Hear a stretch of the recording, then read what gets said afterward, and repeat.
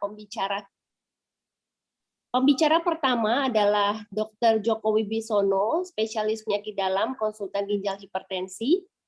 Saya akan membacakan sedikit CV beliau. Beliau menamatkan pendidikan dokter umum di Universitas Brawijaya dan melanjutkan pendidikan spesialis penyakit dalam di Universitas Diponegoro dan mengambil konsultan ginjal hipertensi pada tahun 2010 di Universitas Indonesia. Saat ini beliau bekerja sebagai konsultan di Departemen Penyakit Dalam RSPAD Gatot Subroto dan beliau juga merupakan anggota tim dokter kepresidenan Republik Indonesia sampai saat ini. Tentu kita semua sudah sangat mengenal mengenai Dr. Djoko Wibisono dan beliau pada pagi hari ini akan membicarakan mengenai mengenal fungsi ginjal dan deteksi dini gangguan ginjal. Dr. Djoko, apa kabar, Dok? Baik, Dokter Titi, selamat pagi. Selamat pagi, Lama Dok. nggak jumpa. Selamat jumpa lagi, Dok. Ini para peserta kita sudah siap untuk mendengarkan webinar dari Dr. Djoko. Apakah Dr. Djoko sudah siap, Dok? Boleh, terima kasih Ya. atas kesempatannya. Baik, kalau gitu waktu dan tempat akan saya serahkan kepada Dr. Djoko. Silakan, Dok. Terima kasih. Selamat pagi, Bapak Ibu sekalian. Salam sehat dan salam sejahtera untuk kita semua. Seperti tadi disampaikan oleh Dr. Titi selaku moderator, bahwa dalam rangka memperingati Hari Ginjal Sedunia, maka saya diberi kesempatan untuk berbagi kepada Bapak Ibu semua tentang kiat-kiat bagaimana kita secara dini mendeteksi fungsi ginjal supaya kita tidak kecolongan istilahnya ya. Karena ginjal kita tahu merupakan salah satu organ penting yang kita miliki selain tentunya otak dan jantung ya. Jadi judul yang diberikan pada saya untuk berbagi kepada Bapak Ibu sekalian pagi ini adalah mengenal fungsi ginjal dan bagaimana mendeteksi dini gangguan ginjal tersebut ya. Selanjutnya ya kita tahu bahwa penyakit ginjal ini masih sangat tinggi ya, prevalensi insidensinya di dunia sehingga mortalitas dan angka kesakitan dan angka masih tinggi sehingga dapat dikatakan itu merupakan suatu beban ya ekonomi bagi suatu negara kalau rakyatnya banyak yang terkena penyakit ginjal kronik ini ya. Selanjutnya ya kita tahu bahwa itu selain di dunia di negara kita pun sangat tinggi kejadiannya, yaitu pada survei kesehatan dasar dari Kemenkes tahun 2018 itu didapatkan 3,8 per 1.000 penduduk, sehingga dapat diartikan ada lebih dari 1 juta penduduk kita yang menderita penyakit ginjal kronik, dan itu dibandingkan pada 5 tahun sebelumnya meningkat ya. Selanjutnya, ya ini juga dari total Indonesia yang terkena penyakit ginjal kronik itu ada sekitar 19,3% yang menjalani ya kita sebut cuci darah, tapi istilahnya lebih secara medisnya kita tidak mengatakan cuci darah tapi hemodialisis ya. Ya padahal lebih kurang hampir 200.000 penduduk yang menjalani hemodialisis atau cuci darah tersebut. Selanjutnya, ya kita tahu bahwa ginjal merupakan salah satu organ yang kita miliki yang terpenting. Tentunya ada otak, ada jantung, ada lain-lain. Ginjal juga penting ya. Ada 2 sepasang yaitu terletak di pinggang, tentunya seperti kacang polong ya, sehingga tidak dikatakan ginjal itu adalah anak-anak pinggang ya, beberapa pinggang. Ya juga 1/200 berat tubuh kita sekitar ya, kalau rata-rata orang sekitar 9 sampai 10 cm, mungkin kalau orang barat bisa sampai 11 cm. Ya seperti saya katakan tadi bahwa ginjal merupakan salah satu organ yang penting yang kita miliki. Di dalam ginjal itu terdapat banyak sekali, sekitar 1 juta unit fungsional yang terkecil yang kita sebut sebagai nefron. Itu adalah unit yang berfungsi untuk menyaring ya, menyaring darah ya. Diketahui bahwa darah kita manusia itu setiap harinya melewati ginjal 350 kali, sehingga dapat dikatakan setiap menitnya itu ada lebih kurang 1,2 liter darah yang mengalir ke ginjal untuk disaring. Sehingga kita tahu ya bahwa ginjal itu penting, maka itu kalau katakanlah kalau kecelakaan sampai ginjalnya terkoyak itu sudah dapat dibayangkan perdarahannya luar biasa ya, sehingga sangat mengancam kehidupan kalau terjadi kecelakaan dan ginjalnya itu sampai terkoyak ya. Kemudian tadi fungsinya adalah menyaring sebelumnya balik lagi ya. Oh ya oke.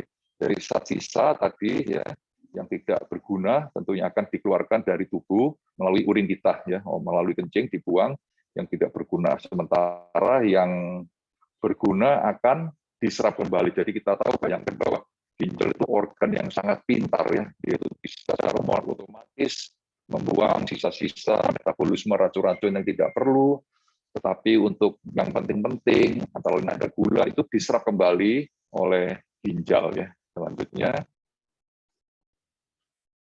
ya ini salah apa dari slide ini, gambar ini kita bisa melihat secara skematik bahwa fungsi ginjal itu ada beberapa ya. Di sini ada 4 yang paling utama. Yang pertama adalah membersihkan darah, yaitu mengeluarkan cairan atau metabolisme sisa-sisa racun yang diperlukan ya, tadi memfiltrasi, menyaring, membersihkan dari kemudian membuang. Kemudian ginjal juga dapat menjaga keseimbangan kimia darah ya.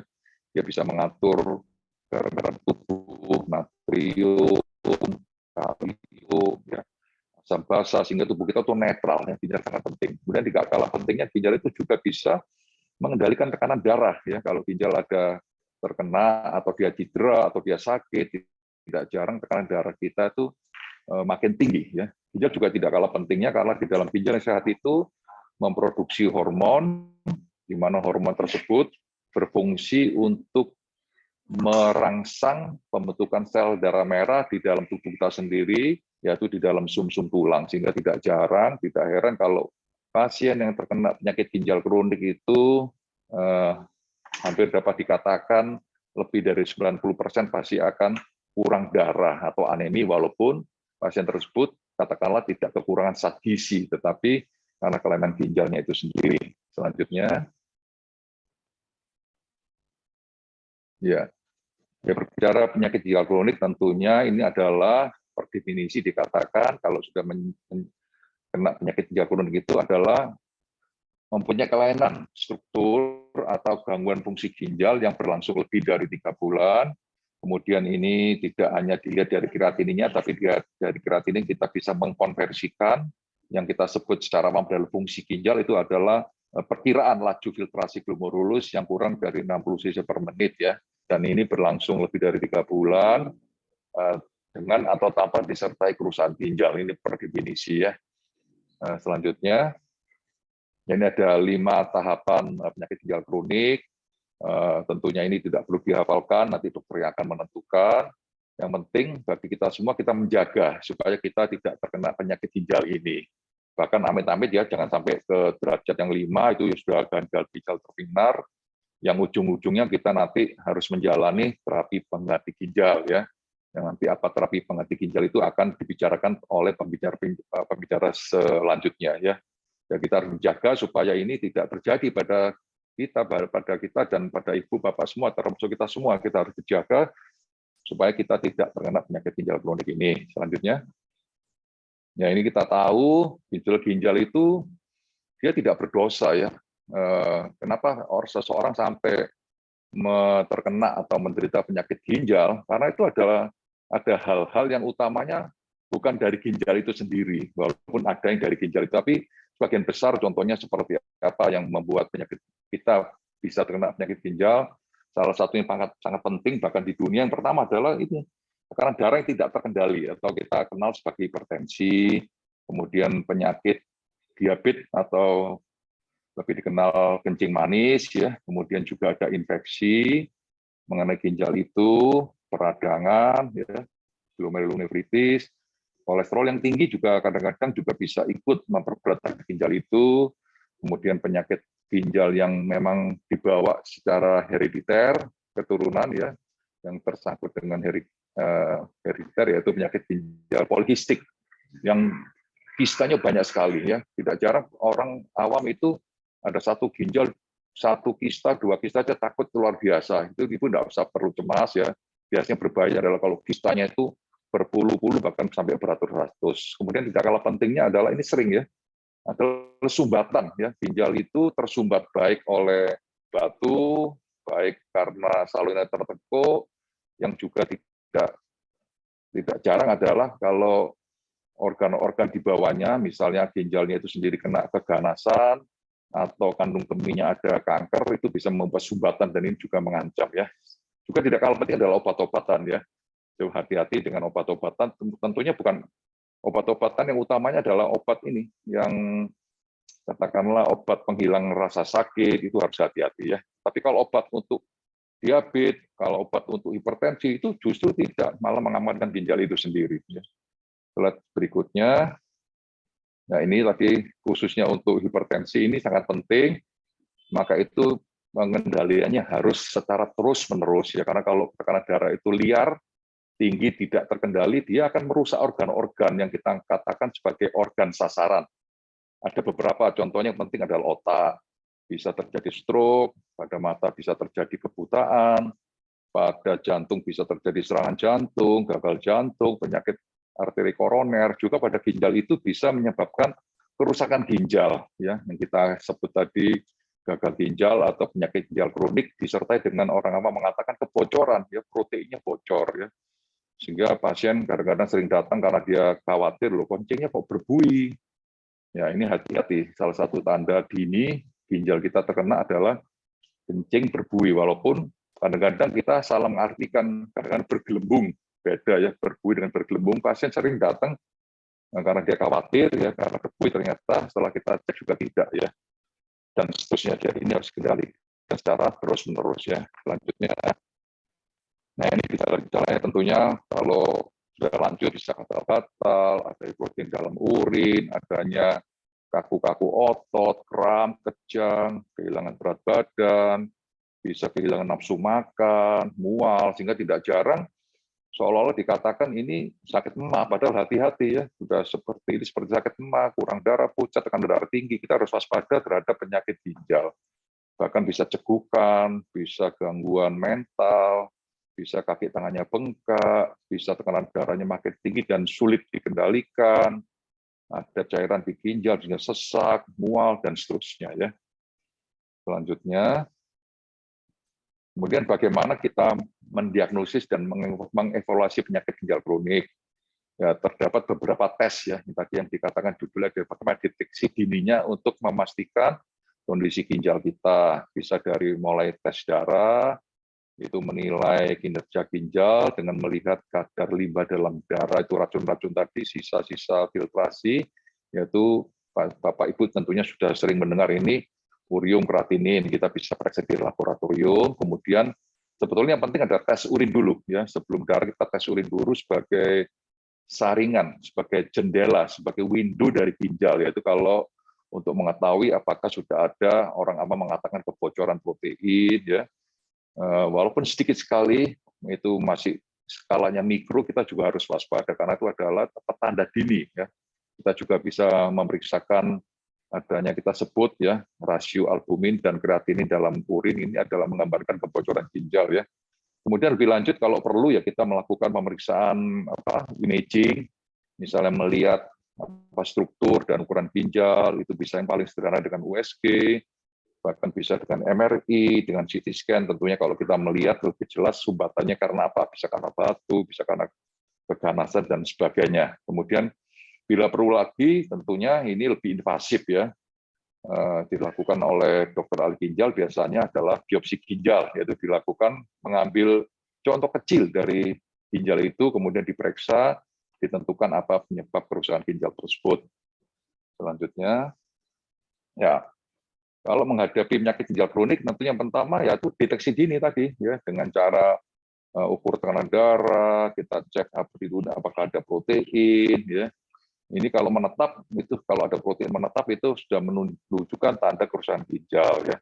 Kemudian utamanya lagi kalau Bapak Ibu sudah terkena diabetes, kencing manis atau hipertensi, ini harus secara berkala melakukan pemeriksaan untuk mendeteksi dini apakah ginjal kita sudah terlibat ya. Contohnya tadi di urin ada protein dan ini obat tidak pernah harus diteruskan, harus dikendalikan ya. Kadang-kadang orang menanyakan apa obat ginjalnya. Yang penting bukan obat ginjal ya, bagaimana kita mengendalikan gula darah dan hipertensi tersebut ya. Kemudian penurunan fungsi ginjal akibat penyakit ginjal kronik ini dapat diperlambat dengan yaitu tadi pengobatan maupun yang penting adalah perubahan gaya hidup ya. Kemudian yang selanjutnya bila perlu dikonsultasikan kepada dokter ahlinya ya. Berikutnya ya, ini pengobatan penyakit ginjal tahap-tahapannya tentu akan dikerjakan oleh dokter yang merawat Bapak Ibu kalau perlu ya. Salah satunya adalah mengatasi kebelian cairan, mengatasi kalau kurang darah tadi, mengatasi penyakit-penyakit pemberatnya, utamanya hipertensinya, diabetesnya, infeksinya, dan serangkaian terapi yaitu modifikasi gaya hidup termasuk dietnya. Ya. Selanjutnya, ini tadi terapi kalau sudah lanjut tahap 5, yaitu tentunya kalau sudah tahap 5 tadi yang dimana laju filtrasi sudah di bawah 15 dan disertai keluhan-keluhannya jelas, tentunya kita memerlukan terapi pengganti ginjal. Ya. Maksudnya adalah terapi yang dapat menggantikan fungsi ginjal atau disebut dengan terapi pengganti ginjal, yaitu ada 3, yaitu misalnya tadi hemodialisis atau secara awam dikatakan cuci darah, ini tentunya akan berlaku selamanya. Kemudian juga CAPD yang orang awam mengatakan cuci darah lewat perut sendiri dan cangkok ginjal, nanti akan dijelaskan lebih lanjut oleh Dr. Fitri nanti ya. Selanjutnya, ya ini gambarnya, kalau yang atas itu adalah cangkok ginjal. Bapak Ibu jangan membayangkan kalau cangkok ginjal itu ginjalnya dibuang kanan kiri kemudian ditanam ginjal yang baru di pinggang, tidak. Ginjal yang kanan kiri tetap ada, ginjal yang baru ditanamkan di sekitar selakangan kita ya. Kemudian yang sebelah kanan itu adalah gambar bagaimana pasien yang menjalani cuci darah atau hemodialisis. Gambar yang kiri bawah adalah skema dari bagaimana kalau melakukan cuci darah lewat perut sendiri ya. Selanjutnya, ya jadi yang penting diketahui bahwa penyakit ginjal ini dapat dicegah, dapat diobati ya. Penyakit ginjal kronik bukan akhir segalanya. Gagal ginjal bukan berarti gagal hidup ya, tapi kualitas hidup penderita gagal ginjal dapat menyamai kualitas hidup orang sehat. Ya, saya sendiri punya pasien yang tetap hidup dengan sehat, sudah menjalani cuci darah selama 23 tahun ya. Bulan lalu saya ketemu di suatu pesta, saya juga pangling sama pasien itu karena dia menyapa saya dan dia masih kelihatan dan sehat dan bugar ya. Selanjutnya, ini tadi pola hidup ya, yang penting adalah pola hidup yang sehat, itu dapat dihindari dengan olahraga rutin, makanan sehat, kendalikan tekanan darah kita, kendalikan gula darah kita, tidak merokok. Nah ini Bapak Ibu tentunya kalau secara awam kita mengenal kalau rokok itu seolah-olah dikatakan dengan hanya paru, tidak. Merokok itu merusak seluruh pembuluh darah kita, termasuk pembuluh darah di ginjal, sehingga kita sebagai dokter ahli ginjal itu kalau seorang perokok berat ingin menyumbangkan ginjalnya, dicangkokkan, disumbangkan orang lain, kita tentunya tidak semena-mena bisa menerima. Kita cek dulu ya, karena terbukti ginjal perokok berat itu kalau ditanamkan, dia keberhasilannya lebih rendah daripada yang tidak merokok. Ya. Kemudian tidak konsumsi obat sembarangan, yang tidak kalah pentingnya adalah check up rutin. Walaupun kita masih muda, masih bayi, harus check up. Saya mempunyai keponakan, sudah cuci darah sejak umur 5 tahun. 5-12 tahun dia cuci darah, 12-17 tahun dia cangkok ginjal. Umur 17 cangkok ginjalnya tidak berhasil, sampai sekarang cuci darah sudah hampir, karena pasien itu saya itu sudah berumur 40 tahun lebih, artinya dia kena ginjal sejak usia balita. Jadi kita harus cek sedini mungkin, termasuk anak-anak kita, bayi-bayi kita. Selanjutnya, ya ini mungkin slide saya terakhir. Dari pencegahan lebih baik dari pengobatan, tentunya yang tidak kalah penting adalah hidup sehat dulu ya, olahraga, makan sehat, tidak merokok, tidak minum alkohol, hati-hati konsumsi obat harus anjuran dokter, tetapi seperti orang awam mengatakan, kadang-kadang dia tidak taat berobat bagi hipertensinya, kencing manisnya, karena takut sakit ginjal. Justru kebalik. Untuk penyakit-penyakit ini justru pengobatan itu adalah mengendalikan tekanan darah dan gulanya, supaya kita ginjalnya aman. Tidak hanya ginjal, semua organ sasarannya. Otak, mata, jantung, dan ginjal. Ya. CK penting secara berkala, apalagi kalau usia sudah di atas 40, 50, 60, ya sebaiknya setahun sekali. Ya. Dan penting dikendalikan gula darah dan tekanan darahnya, tidak intinya seumur hidupnya harus terkendali. Ya. Selanjutnya, ya, terima kasih Bapak Ibu sekalian. Semoga apa yang saya bagikan ini bermanfaat untuk kita semua. Terima kasih, selamat pagi, salam sehat selalu. Wah, terima kasih Dr. Joko, informasinya sangat lengkap dan sangat jelas. Sepertinya sudah banyak peserta yang ingin bertanya pada Dr. Joko, tapi mohon ditahan dulu pertanyaannya atau ditulis langsung di kolom chat. Nanti akan kita bacakan pada sesi diskusi dan akan dijawab langsung oleh Dr. Joko Wibisono. Sekali lagi saya mengingatkan mengenai tema Hari Ginjal Sedunia tahun 2022 adalah ginjal sehat untuk semua, menjembatani kesenjangan pengetahuan untuk kesehatan ginjal yang lebih baik. Kita akan lanjut kepada sesi webinar yang kedua. Pada sesi webinar yang kedua ini, kita akan mendengarkan informasi dari speaker kita, yakni Dr. Fitri Imelda, spesialis penyakit dalam, konsultan ginjal hipertensi. Saya akan membacakan sedikit CV dari Dr. Fitri Imelda. Slide-nya belum ya. Dr. Fitri akan membicarakan mengenali terapi pengganti ginjal. Dr. Fitri menamatkan profesi kedokteran umum di Universitas Indonesia, melanjutkan pendidikan magister biomedik di Universitas Indonesia. Beliau mengambil pendidikan spesialis penyakit dalam di Universitas Indonesia, dan pada tahun 2012 beliau melanjutkan konsultan ginjal hipertensi juga di Universitas Indonesia. Saat ini beliau merupakan anggota ID Jakarta Selatan, anggota PAPDI Depok, dan sekaligus adalah anggota Pernefri. Saya akan sapa terlebih dahulu Dr. Fitri. Dr. Fitri, apa kabar, Dok? Baik, Dokter Titis. Baik ya, Dok. Wah, ini sudah banyak peserta yang tidak sabar ingin mendengarkan informasi dari Dr. Fitri. Sudah siap, Dok? Siap, siap. Siap, baik. Kalau gitu, waktu dan tempat saya persilakan Dr. Fitri. Ya. Terima kasih Dokter Titis, terima kasih kepada PW Pernefri, khususnya Korwil Jakarta, atas kesempatan yang diberikan kepada saya dalam rangka menyambut Hari Ginjal Sedunia yang kita selalu rayakan pada bulan Maret setiap tahunnya. Pada sesi ini saya berbicara mengenai terapi pengganti ginjal. Mungkin Dokter Joko sebelumnya sudah menjelaskan secara lengkap mengenai penyebab dan apa pencegahan untuk tidak terjadinya kerusakan ginjal yang lebih lanjut sehingga seseorang harus menjalani terapi pengganti ginjal. Slide.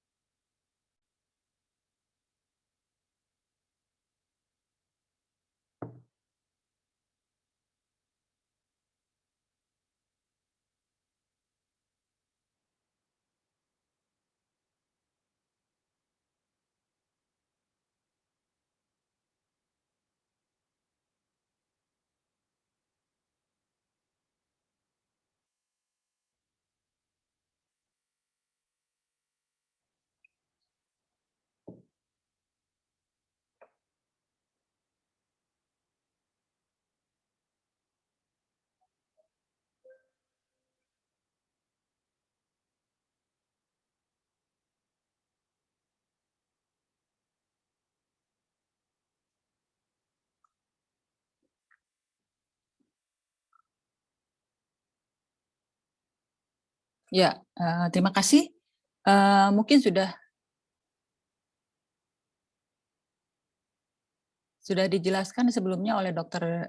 Joko bahwa kita tahu per definisi penyakit ginjal kronik yaitu suatu kerusakan ginjal lebih atau sama dengan 3 bulan berupa kelainan struktur atau fungsi dengan atau tanpa penurunan laju filtrasi.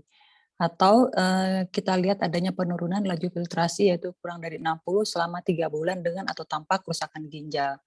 Slide. Ini ada stadium juga sudah dijelaskan oleh Dr. Joko sebelumnya, jadi saya lanjutkan. Slide. Ini adalah tata laksana. Jadi tata laksana ini kita mungkin juga sudah dijelaskan sebelumnya bahwa kita melihat bagaimana stadium dari seseorang penderita penyakit ginjal kronik. Dan tentunya kita di sini membicarakan untuk yang stadium lebih lanjut ya atau gagal ginjal terminal di mana laju filtrasinya sudah di bawah 15 sehingga membutuhkan suatu terapi pengganti ginjal. Dan sebenarnya kita sudah mempersiapkan seseorang dengan penyakit ginjal kronik itu pada saat sudah mencapai stadium 4. Jadi pasien itu sudah sebaiknya kita persiapkan, kita edukasi, lalu juga kita tawarkan kira-kira kalau sudah mencapai stadium 5 dan membutuhkan terapi pengganti ginjal, kita sudah berikan informasi dan pasien juga mungkin sudah mencari informasi apa yang cocok dan apa yang diinginkan oleh pasien tersebut. Slide.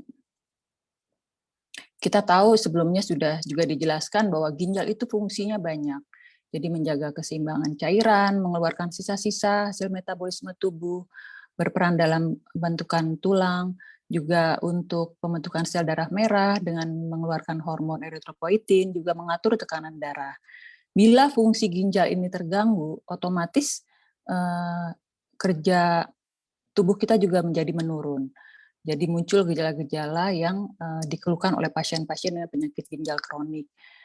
Pada saat tertentu, pada kondisi tertentu, di mana sudah terjadi penurunan yang sangat rendah atau laju filtrasinya juga di bawah 15, pasien membutuhkan terapi pengganti ginjal, yaitu suatu terapi sebagai pengganti fungsi ginjal, tapi tidak seluruhnya. Jadi hanya sebagian dari fungsi ginjal. Oleh karena itu sering dijelaskan, sering dikeluhkan oleh pasien, saya sudah melakukan dialisis dok, tapi kenapa saya harus membutuhkan suntik, ya? Atau saya masih perlu obat. Dan memang dialisis itu adalah suatu terapi pengganti, bukan seluruh menggantikan 100% fungsi ginjal. Jadi selain itu masih memerlukan tambahan-tambahan obat untuk menjaga agar fungsi ginjal itu tetap baik, fungsi tubuhnya tetap baik. Slide. Kapan sebenarnya terapi ginjal kita lakukan? Jadi terapi pengganti ginjal, khususnya dialisis, itu kita lakukan pada keadaan akut. Keadaan akut ini bisa terjadi pada pasien dengan penyakit ginjal kronik. Jadi belum mencapai stadium akhir, tapi dia sudah muncul kondisi akut, atau pada pasien dengan gagal ginjal akut. Misalnya kita sebut dengan asidosis metabolik atau darahnya terlalu asam, lalu peningkatan kalium yang berlebihan atau kita sebut dengan hiperkalemi, atau uremia atau kadar ureum yang tinggi dalam darah, atau gangguan kesadaran atau kelebihan cairan. Dan ini seseorang itu memerlukan terapi pengganti ginjal. Dan untuk kondisi kronik, misalnya karena akibat gangguan fungsi ginjal yang telah muncul, misalnya pasien yang sudah stadium 5 tapi atau 4 menjelang masuk ke 5 tapi sudah dengan obat-obatan tapi sulit mengontrol kelebihan cairan, kalium dalam darahnya juga sulit akibat fungsi filtrasi ginjal yang menurun, atau sudah muncul gejala-gejala seperti mual, muntah, nafsu makan yang menurun akibat zat-zat toksik yang tinggi dalam darah. Nah, dalam kondisi ini penderita tersebut memerlukan terapi pengganti ginjal. Tapi terapi pengganti ginjal ini selain untuk penyakit ginjal kronik tahap akhir atau penyakit ginjal kronik pada kondisi akut, juga kadang-kadang digunakan untuk terapi lain, misalnya pada keracunan, misalnya alkohol, itu kita bisa lakukan untuk dengan menggunakan terapi pengganti ginjal.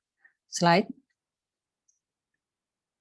Ini adalah beberapa jenis terapi pengganti ginjal. Jadi ada yang disebut dengan dialisis, hemodialisis, yaitu menggunakan mesin. Jadi penderita pasien harus datang ke unit hemodialisis seminggu 2 kali atau 3 kali, atau dialisis yang dilakukan secara mandiri, yaitu peritoneal dialisis atau transplantasi ginjal.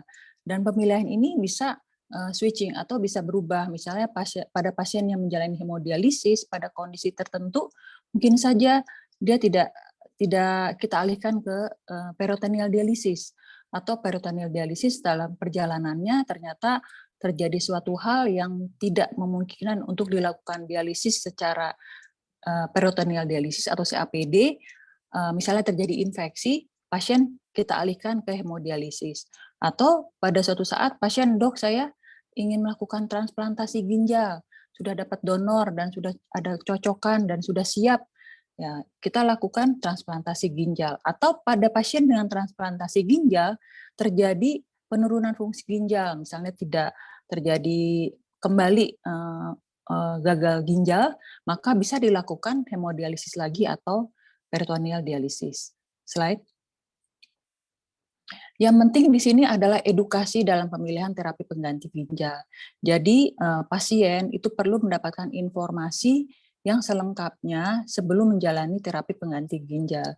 Jadi informasi ini harus adekuat mengenai pilihan terapi yang tersedia di daerah atau di tempat masing-masing.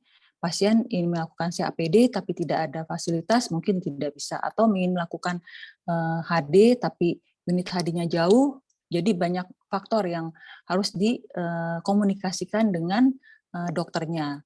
Dan edukasi ini penting untuk membantu pasien memilih terapi pengganti ginjal apa yang akan saya jalani, dan membantu penggunaan terapi ginjal sehari-hari dan menghindari perawatan kegawatan ginjal akibat terlambat menggunakan terapi pengganti ginjal. Kadang-kadang gejalanya sudah muncul, misalnya pasiennya sudah mulai gangguan kesadaran, sulit tidur, mual muntah, juga kondisi malnutrisi, ya, baru pasien milih untuk melakukan dialisis. Ya, jadi pentingnya edukasi ini sebelum menjalani terapi pengganti ginjal. Slide. Perencanaan. Jadi perencanaan terapi pengganti ginjal itu sebaiknya di awal dengan dokter agar terhindar dari situasi kegawatan akibat penyakit ginjal, agar kualitas hidupnya menjadi lebih baik. Jadi jangan sampai keputusan itu diambil pada saat kegawatan sudah muncul. Misalnya pasiennya sudah mengalami kondisi akut yang berat, overload atau kelebihan cairan, atau sudah terjadi gangguan kesadaran, kejang. Nah, itu angka survival-nya tentu lebih buruk dibandingkan persiapan yang lebih awal. Slide. Ada beberapa pertimbangan dalam memilih terapi pengganti ginjal. Pertama, aspek pasien dan aspek lingkungan. Untuk aspek pasien, mungkin kita pertimbangkan pasien ini usia muda, masih aktivitas, mobilitas tinggi, mungkin kita tawarkan untuk peritoneal dialisis. Dan walaupun dia memilih untuk peritoneal dialisis, tentu kita harus ada syarat-syaratnya. Apakah syaratnya terpenuhi dari sisi kondisi pasien tersebut. Dan kita lihat juga syaratnya terpenuhi, pasiennya aktif, tapi pasiennya tidak patuh. Nah, itu juga tidak bisa. Jadi pemilihan ini harus kita lihat beberapa aspek. Dan kedua adalah aspek lingkungan. Bagaimana lokasi tempat tinggal pasien? Jauh dari lokasi dialisis, tentu hemodialisis dia membutuhkan waktu yang lama, jauh, atau ketersediaan sarana dan prasarana rumah sakit terdekat, atau tenaga kesehatan yang paham dengan modalitas yang dipilih. Dan yang penting adalah dukungan keluarga. Apapun pilihannya, tentu dukungan keluarga ini sangat penting untuk pasien. Slide. Ini adalah salah satu pilihan, yaitu peritoneal dialisis. Jadi peritoneal dialisis adalah memanfaatkan membran atau lapisan yang ada di perut, di dinding perut kita, ya, yang berfungsi seperti penyaring, yang bila di mesin dialisis itu membran. Jadi dia itu sebagai filter membersihkan zat-zat yang sisa dan membuang kelebihan cairan. Jadi memasukkan suatu cairan dialisat ke dalam rongga peritoneum, lalu terjadi pertukaran, dan pada saat tertentu itu akan dikeluarkan. Jadi itu prosesnya mirip seperti dialisis, hanya menggunakan membran peritoneal yang ada di perut kita sebagai penyaring. Slide. Ini mungkin gambar yang lebih jelasnya. Jadi di rongga perut ini dilapisi suatu membran peritoneal dengan yang kaya akan pembuluh darah, yang sifatnya bisa sebagai membran penyaring, di mana terjadi proses pertukaran zat-zat yang harus dikeluarkan dari dalam darah, lalu ditukar dalam dialisat dan akhirnya dilakukan drain atau pembuangan dari zat-zat yang ingin dikeluarkan dengan setelah proses hematopoietic dialisis, ya. Slide. Jadi syarat CAPD ini adalah pertama adalah kepatuhan pasien untuk mengikuti pelatihan. Karena ini penting sekali karena pasien ini kan mandiri melakukan dialisis sendiri. Jadi dia harus mengikuti aturan benar-benar sampai terlatih dan benar-benar pasien ini harus disiplin karena dia mandiri atau memang ada dengan caregiver. Misalnya pasien dengan caregiver ini harus benar-benar kita latih sampai mahir. Dan yang syarat yang penting adalah tempat yang bersih dan sehat untuk mencegah infeksi. Jadi protokol kesehatan ini untuk pasien COPD ini sangat penting, ya terutama cuci tangan sebelum melakukan tindakan peritoneal dialisis, lalu juga tempat yang bersih, dan step-stepnya itu benar-benar harus sesuai yang kita latih. Slide. Ini adalah prosesnya, yaitu ada drain, fill, dan well. Jadi pertama adalah pengosongan, lalu diisi cairan dialisat, lalu dalam cairan dialisat di dalam rongga abdomen itu akan melakukan suatu proses pertukaran. Dan pada jam tertentu akan dikeluarkan dan diganti dengan cairan yang baru. Slide. Ini seperti ini. Jadi dilakukan secara sekuensial sepanjang siang dan malam. Terus-menerus selama 24 jam. Jadi penggantian ini dan malam biasanya lebih panjang karena kan biasanya pasien tidur ya. Jadi pagi hari baru dilakukan penggantian. Slide. Jenis-jenisnya memang di kita baru ada CAPD atau Continuous Ambulatory Peritoneal Dialysis. Yang APD ini belum ada karena ini memerlukan mesin otomatis dan bisa dilakukan di rumah sendiri dan belum tersedia. Dan untuk CAPD biasanya dilakukan 4 kali penggantian cairan dialisis dan setiap sesi mungkin membutuhkan kurang lebih sekitar 30 menit. Dan dialisis ini fleksibel karena dilakukan sepanjang hari secara manual dan selang 4-6 jam di antara sesi. Jadi ada pasien, saya itu adalah driver ojol dan melakukan CAPD. Jadi setiap 4 jam beliau melakukan penggantian cairan sendiri. Jadi dia mungkin ada komunitas atau tempat-tempat tertentu yang memang sudah dia pastikan untuk mengganti cairan. Jadi setiap 4 jam dia berhenti untuk mencari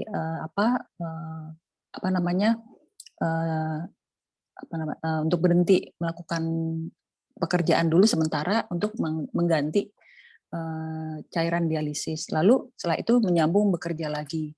Dan kualitas hidupnya jadi lebih baik karena pasien bisa melakukan pekerjaan dan tidak terganggu harus 2 kali seminggu untuk datang ke unit HD. Slide. Keuntungan CAPD yaitu menjalani hidup yang lebih fleksibel seperti contoh pasien tadi ya. Praktis, dialisis bisa dilakukan di rumah atau di luar rumah dengan syarat yang bersih. Dan PD ini tidak menggunakan jarum suntik, jadi bekerja menyerupai ginjal yang alamiah setiap hari. Karena kalau kita dengan hemodialisis kan mungkin hanya seminggu 2 kali atau 3 kali, tapi dengan CAPD ini akan terus-menerus ginjal dilakukan suatu proses penyaringan zat-zat toksik. Kontrol tekanan darahnya juga lebih baik, bisa mempertahankan sisa fungsi ginjal.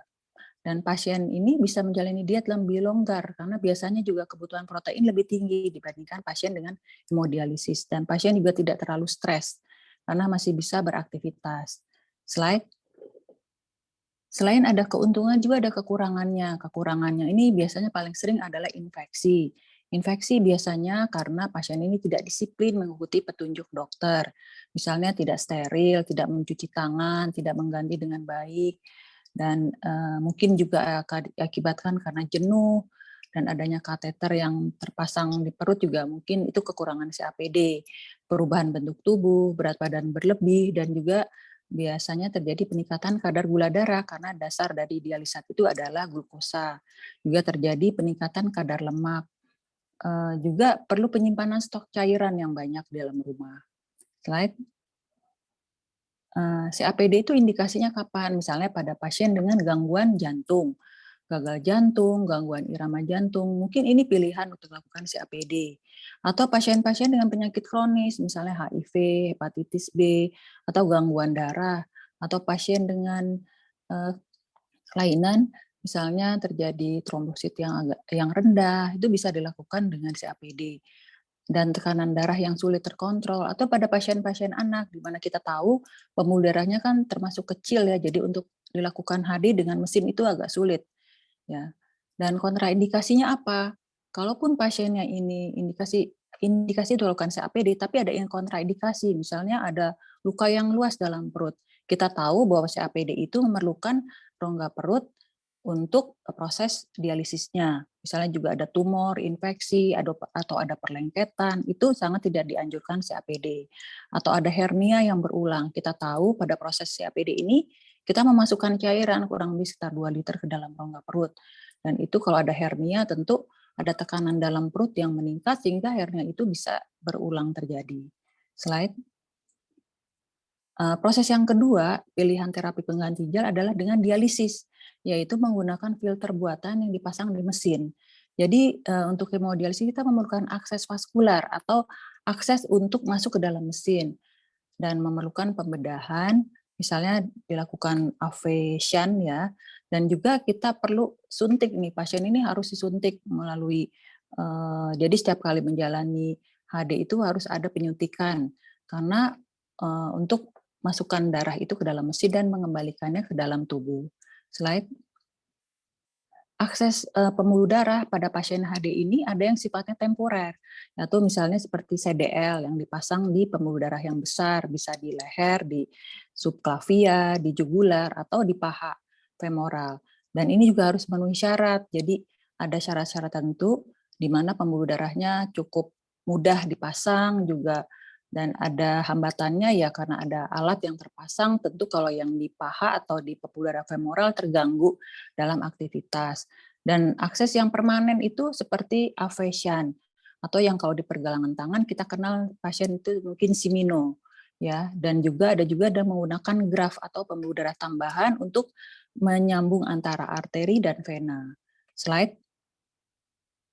Ini prinsipnya sama seperti HD, hanya ini menggunakan mesin, menggunakan dialiser, ya. Jadi menerapkan proses osmotis dan ultrafiltrasi pada ginjal buatan. Dan HD ini adalah darah dipompa keluar dari tubuh, masuk ke mesin, berfungsi sebagai ginjal buatan, setelah bersih dikembalikan ke tubuh kembali. Slide. Hemodialisis tentu seperti peritoneal dialisis ada keunggulan dan kelemahannya. Keunggulannya umumnya hanya 2-3 kali sesi dialisis per minggu. Kita tahu targetnya adalah 10-12 jam per minggu. Dialisis juga dilakukan oleh tenaga kesehatan yang sudah terlatih, tidak memerlukan ruang untuk menaruh cairan yang cukup banyak pada peritoneal dialisis, dan pasien bisa bersosialisasi dengan pasien lain di ruang HD. Kelemahannya yaitu pasien perlu disuntik sehingga ada resiko infeksi dan juga terjadi perdarahan. Dan juga kelemahannya dia perlu ke tempat dialisis 2-3 kali seminggu. Tentu memerlukan waktu dan perjuangan sendiri ya bila unit HD-nya jauh, dan memerlukan waktu 4-5 jam di tempat HD. Dan biasanya juga menurunkan fungsi ginjal sisa lebih cepat dibandingkan dengan peritoneal dialisis. Slide. Yang terakhir ada transplantasi ginjal. Di Indonesia ini sudah banyak dilakukan transplantasi ginjal dan cukup banyak yang berhasil. Dan kita kenal sebagai cangkok ginjal. Tentu ini tidak mudah karena memerlukan kecocokan. Kecocokan dari segi antara donor dan resipien juga secara hukum.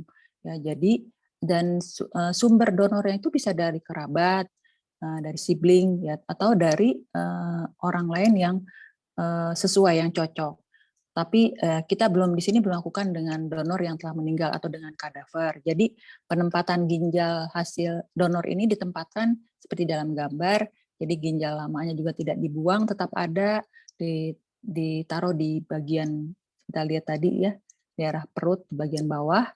Nah, itu akan berfungsi sebagai ginjal pengganti. Slide. Sama seperti dialisis juga ada keunggulan dan kelemahannya. Keunggulannya tentu pasien senang karena tidak perlu dialisis. Ya, batasan diet dan konsumsi air juga jadi lebih longgar karena biasanya urinnya juga udah lebih banyak keluar, dan ini mendekati ideal seperti layaknya ginjal sendiri lah. Dan kualitas hidup menjadi lebih baik, pasien masih bisa beraktivitas, dan kelemahannya tentu perlu mendapatkan donor yang cocok. Lalu juga terkait dengan adanya pembedahan, resiko penolakan yang paling sering yang kita khawatirkan. Tapi dengan perkembangan ilmu, dengan obat-obatan yang ditemukan saat ini, resiko penolakan dengan persiapan yang tepat, dari segi resipien yang menerima dan dari segi donornya, angka keberhasilannya saat ini menjadi lebih tinggi. Dan yang terakhir adalah memerlukan pengobatan imunosupresan setiap hari agar tidak ada menimbulkan efek reaksi atau penolakan. Ini yang sering terjadi kegagalan transplant karena pasien tidak teratur kontrol dan tidak teratur minum obat imunosupresan. Slide. Jadi sebagai simpulan untuk hari ini adalah bahwa pentingnya konsultasi awal dengan dokter untuk memilih modalitas terapi pengganti ginjal yang sangat diperlukan dan didasarkan dengan keadaan pasien. Perencanaan yang baik itu akan menghindari kegawatan pada penyakit ginjal. Jadi perencanaan yang di awal, jangan sampai keputusan itu diambil setelah terjadi kegawatan. Semua terapi pengganti ginjal, baik hemodialisis, peritoneal dialisis, transplantasi, mempunyai kelemahan dan kelebihannya. Dan perubahan ini bisa terjadi sesuai dengan kondisi pasien. Seperti tadi saya bilang, ada switching terapi. Dan pasien ini dapat membutuhkan kedua modalitas, misalnya dengan PD tapi kurang perlu mencapai sasaran, bisa dikombinasi dengan hemodialisis. Jadi kondisi itu tuh bisa tergantung dengan seiringnya berjalannya pengobatan. Slide. Terima kasih, itu mungkin Dr. Istis yang saya bisa sampaikan. Mudah-mudahan cukup informatif. Assalamualaikum warahmatullahi wabarakatuh. Baik. Salam sehat semua. Terima kasih Dr. Fitri. Wah, informasi yang kita dapat pada pagi hari ini luar biasa. Dr. Fitri sudah memaparkan ternyata banyak sekali ya dok terapi pengganti ginjal yang bisa menjadi pilihan bagi masyarakat kita yang mengalami gangguan fungsi ginjal. Ini mungkin nanti kita akan bisa langsung bertanya kepada Dr. Fitri. Jadi bagi para peserta webinar yang ingin bertanya langsung kepada pakarnya, silakan langsung menuliskan pertanyaan Anda pada kolom chat. Nanti pada akhir acara kita akan membacakan dan akan dijawabkan langsung oleh Dr. Fitri dan juga Dr. Joko. Nah, kita masih ada satu pembicara lagi. Ini topiknya tidak kalah menarik dari pembicara yang pertama dan yang kedua. Saya terus terang saya langsung melihat, wah ini topik yang sangat menarik. Saya juga tertarik ingin tahu apa yang akan dibicarakan oleh pembicara ketiga kita. Pembicara ketiga kita adalah Dr. Luh Anik Mayani, Sarjana Sastra Magister Humaniora.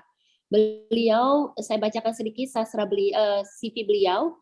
Beliau menamatkan sarjana sastra Inggris di Universitas Udayana dan melanjutkan pasca sarjana program studi linguistik di Universitas Udayana. Dan beliau menamatkan program doktor di Department of General Linguistics, University of Cologne, Jerman pada tahun 2010-2014. Saya akan sapa terlebih dahulu pembicara kita. Halo Ibu Luh Anik Mayani, apa kabar? Halo Dokter Titis, kabar baik. Terima kasih Dokter. Senang sekali Bu bisa bergabung dengan acara webinar pada pagi hari ini. Ya, terima kasih undangannya Dokter Titis. Kami dari bidang bahasa bisa ikut meramaikan perayaan World Kidney Day ini. Betul, terima kasih ya Ibu karena sudah mau berbagi dengan kami semua pada pagi hari ini. Saya akan menyerahkan langsung waktu dan tempat kepada Ibu Luh Anik untuk bisa men-sharing informasi kepada kita semua. Silakan Ibu. Ya, terima kasih Dokter Titis. Selamat pagi Bapak dan Ibu. Assalamualaikum warahmatullahi wabarakatuh. Salam sejahtera untuk kita semua. Om Swastiastu, Namo Buddhaya, salam kebajikan. Pertama-tama kami mengucapkan terima kasih kepada Pernefri, terutama dari Korwil Jakarta, yang memungkinkan kami dari bidang bahasa untuk ikut berbagi dalam acara atau webinar pada pagi hari ini. Selanjutnya izinkan saya berbagi layar untuk menyampaikan paparan pada hari ini. Baik, Bapak dan Ibu, tema yang saya ambil pada kesempatan ini, saya beri judul Berbahasa Cermat, Masyarakat Cerdas dan Sehat.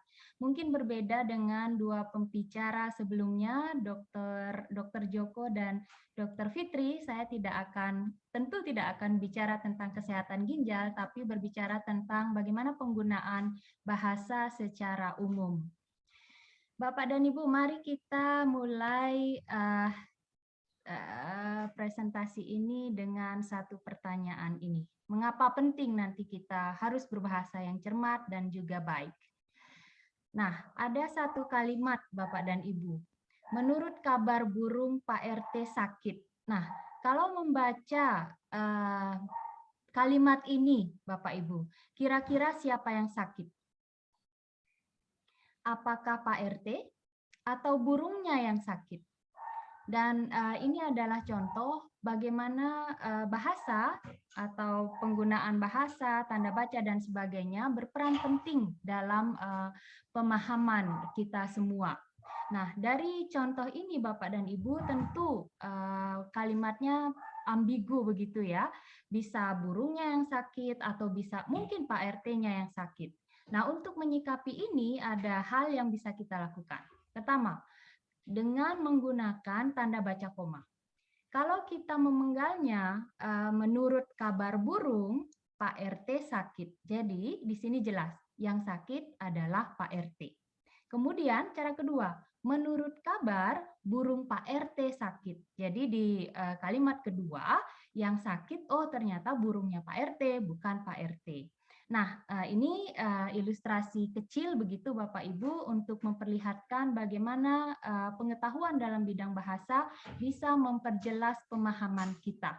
Jadi hanya dengan menyelipkan tanda koma dalam kalimat yang ambigu tersebut, Bapak Ibu akhirnya dapat menyampaikan makna yang jelas. Atau jika itu lisan dengan intonasi. Nah, sekarang Bapak dan Ibu, saya punya ilustrasi lain. Dan ini terjadi ketika saya mengantar anak saya vaksinasi COVID-19.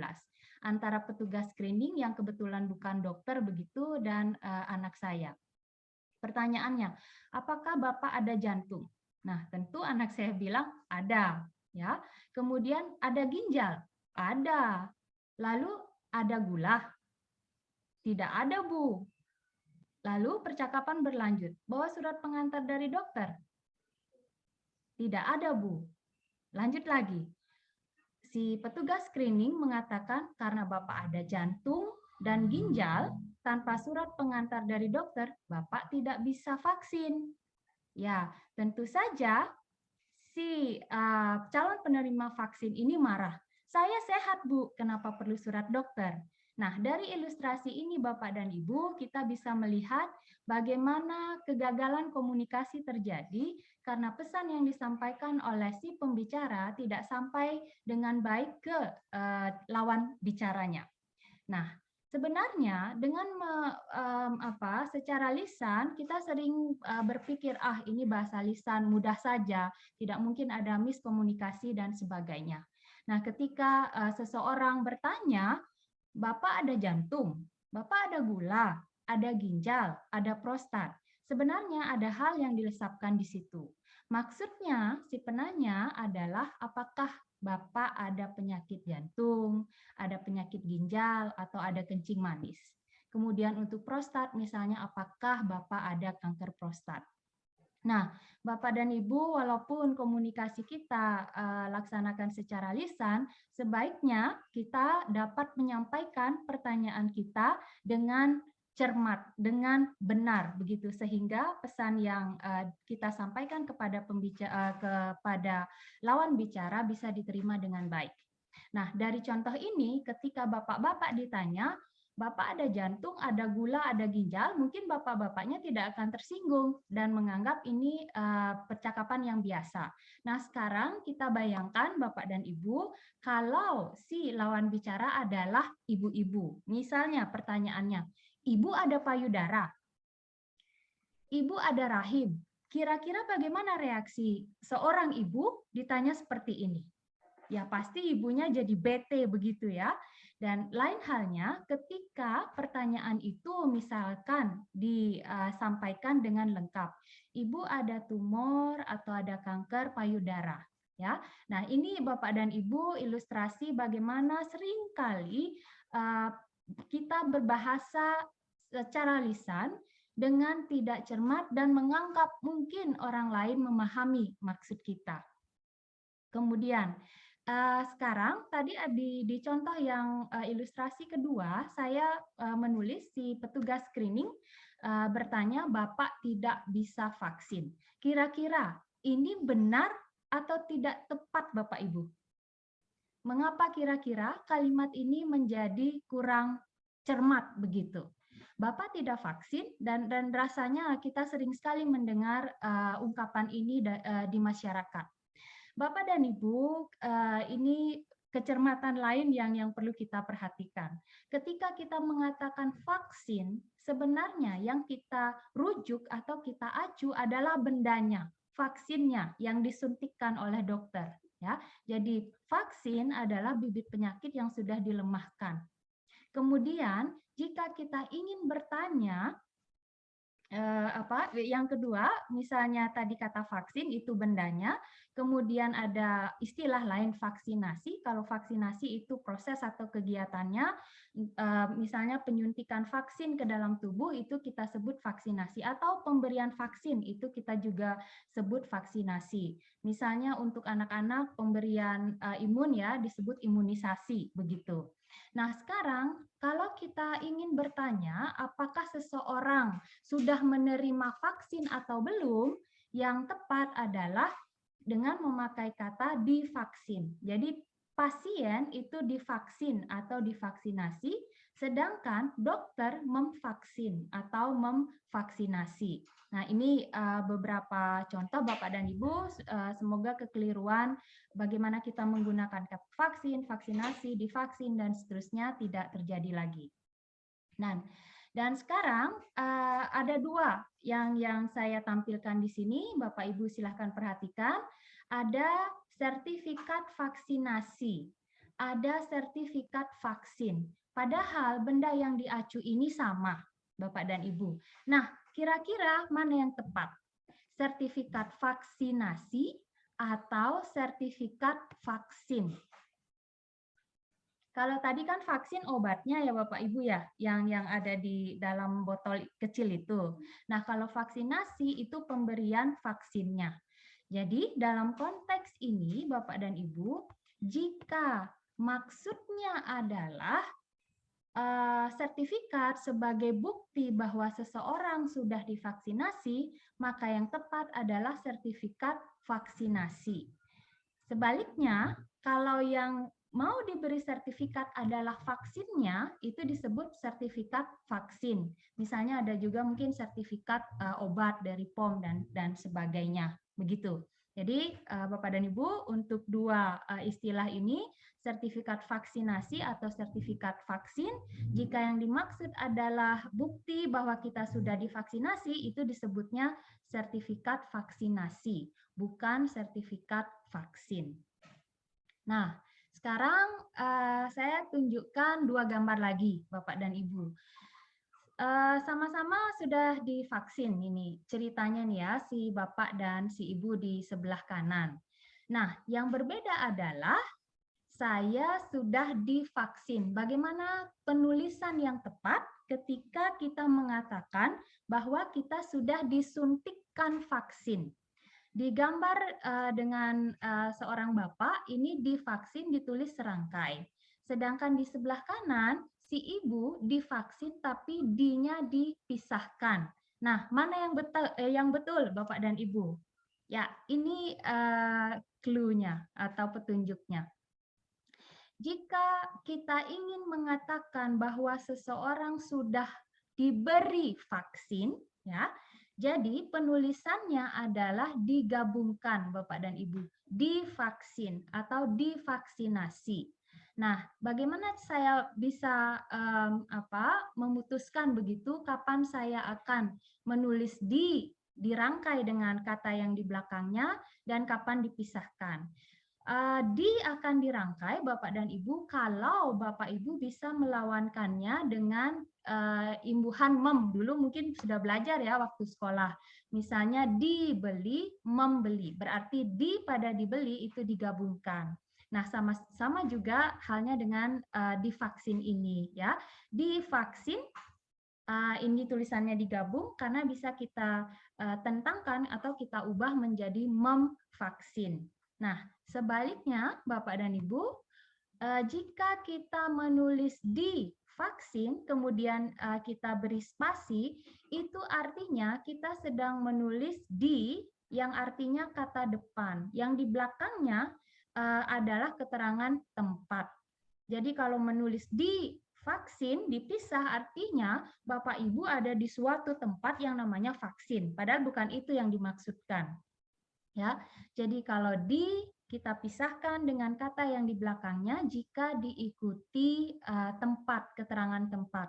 Misalnya di pasar, di rumah. Nah, dalam konteks ini Bapak dan Ibu, yang tepat adalah divaksin yang dirangkaikan penulisannya seperti gambar di sebelah kiri. Sekarang kita lanjutkan. Nah, ini seringkali kita lihat papan-papan praktik dokter begitu ya. Ada dokter Titi dan sebagainya di sini. Sekarang kita perhatikan betul tidak penulisan singkatan dokter pada papan-papan nama ini. Ya, Bapak dan Ibu, untuk penulisan singkatan gelar dokter ya yang merupakan profesi ya, tukang suntik gitu ya. Nah, dokter sebagai profesi penulisan gelarnya adalah D. D dan R-nya kecil keduanya Bapak Ibu dan diakhiri tanda titik. Tapi doktor dengan D kapital atau huruf besar di depan, R kecil itu adalah doktor lulusan S3 atau strata 3. Dan ketika Bapak Ibu menulis saya lulusan S1, S2, S3, itu ditulis dengan tanda hubung. S tanda hubung 1. Strata 1, S tanda hubung 2, strata 2, dan seterusnya. Mengapa bukan S1 tanpa tanda hubung, S2 tanpa tanda hubung, dan seterusnya? Bapak Ibu bisa bandingkan dengan yang ini misalnya. Ketika tanpa tanda hubung Bapak Ibu, itu artinya kita sedang mengatakan jumlah S-nya berapa. Ya. Kalau Bapak Ibu mengatakan S2 tanpa tanda hubung, artinya itu S-nya 2 kali. Sama dengan di sini, P3K, artinya P-nya 3 kali, kemudian ada K. Atau P4TK, P-nya 4 kali dan ada TK. Begitu Bapak dan Ibu. Ya, jadi ketika menulis strata pendidikan S1, S2 dan seterusnya, pakailah S, tanda hubung 1 dan seterusnya. Nah, sekarang masih sedikit.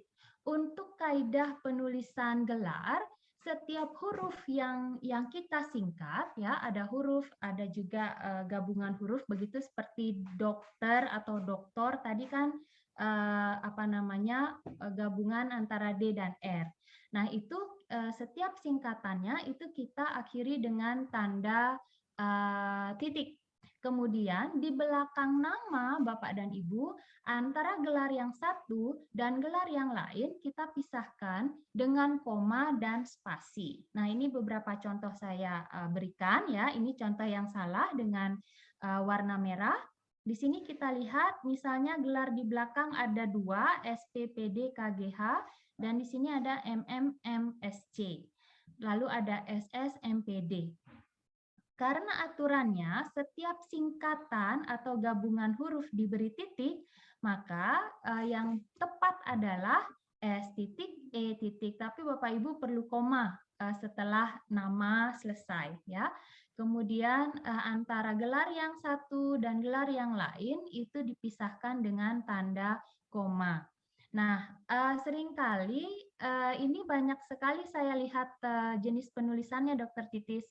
Nah, kalau kita mengacu ke PUEB ya, Pedoman Umum Ejaan yang disempurnakan, dengan aturan bahwa setiap unsur diberi titik dan antara gelar yang satu dan gelar yang lain dipisah dengan spasi dan koma, maka bentuk yang tepat adalah seperti ini. SP, PD, P-nya untuk penyakit, D-nya untuk dalam, konsultan ginjal hipertensi. Lalu MM, Master Management dan Master Science. Jadi ada 2 gelar, diantaranya diberi tanda koma sebagai pemisah. Begitu Bapak dan Ibu. Sekarang kita lanjutkan. Nah, bentuk-bentuk yang sering kita temukan ya, baik itu di TV, koran dan sebagainya. Nah, ini saya berikan 2 bentuk Bapak dan Ibu. Apotik, apotek. Kira-kira mana yang tepat Bapak Ibu? Apotik atau apotek? Yang tepat adalah apotek. Mengapa? Perbandingannya kita bisa melihat bentuk yang lebih panjang, yaitu apoteker. Kan tidak kita sebut apotiker ya, tapi apoteker. Jadi bentuk pendeknya adalah apotek, bentuk panjang apoteker. Kemudian kata praktik atau praktek, mana yang betul? Ini praktek dokter atau tempat ini praktik dokter? Yang betul adalah praktik. Karena kita juga punya bentuk panjang praktikum. Lalu, contoh yang lain. Ini masih banyak, kedua bentuk masih kita temukan.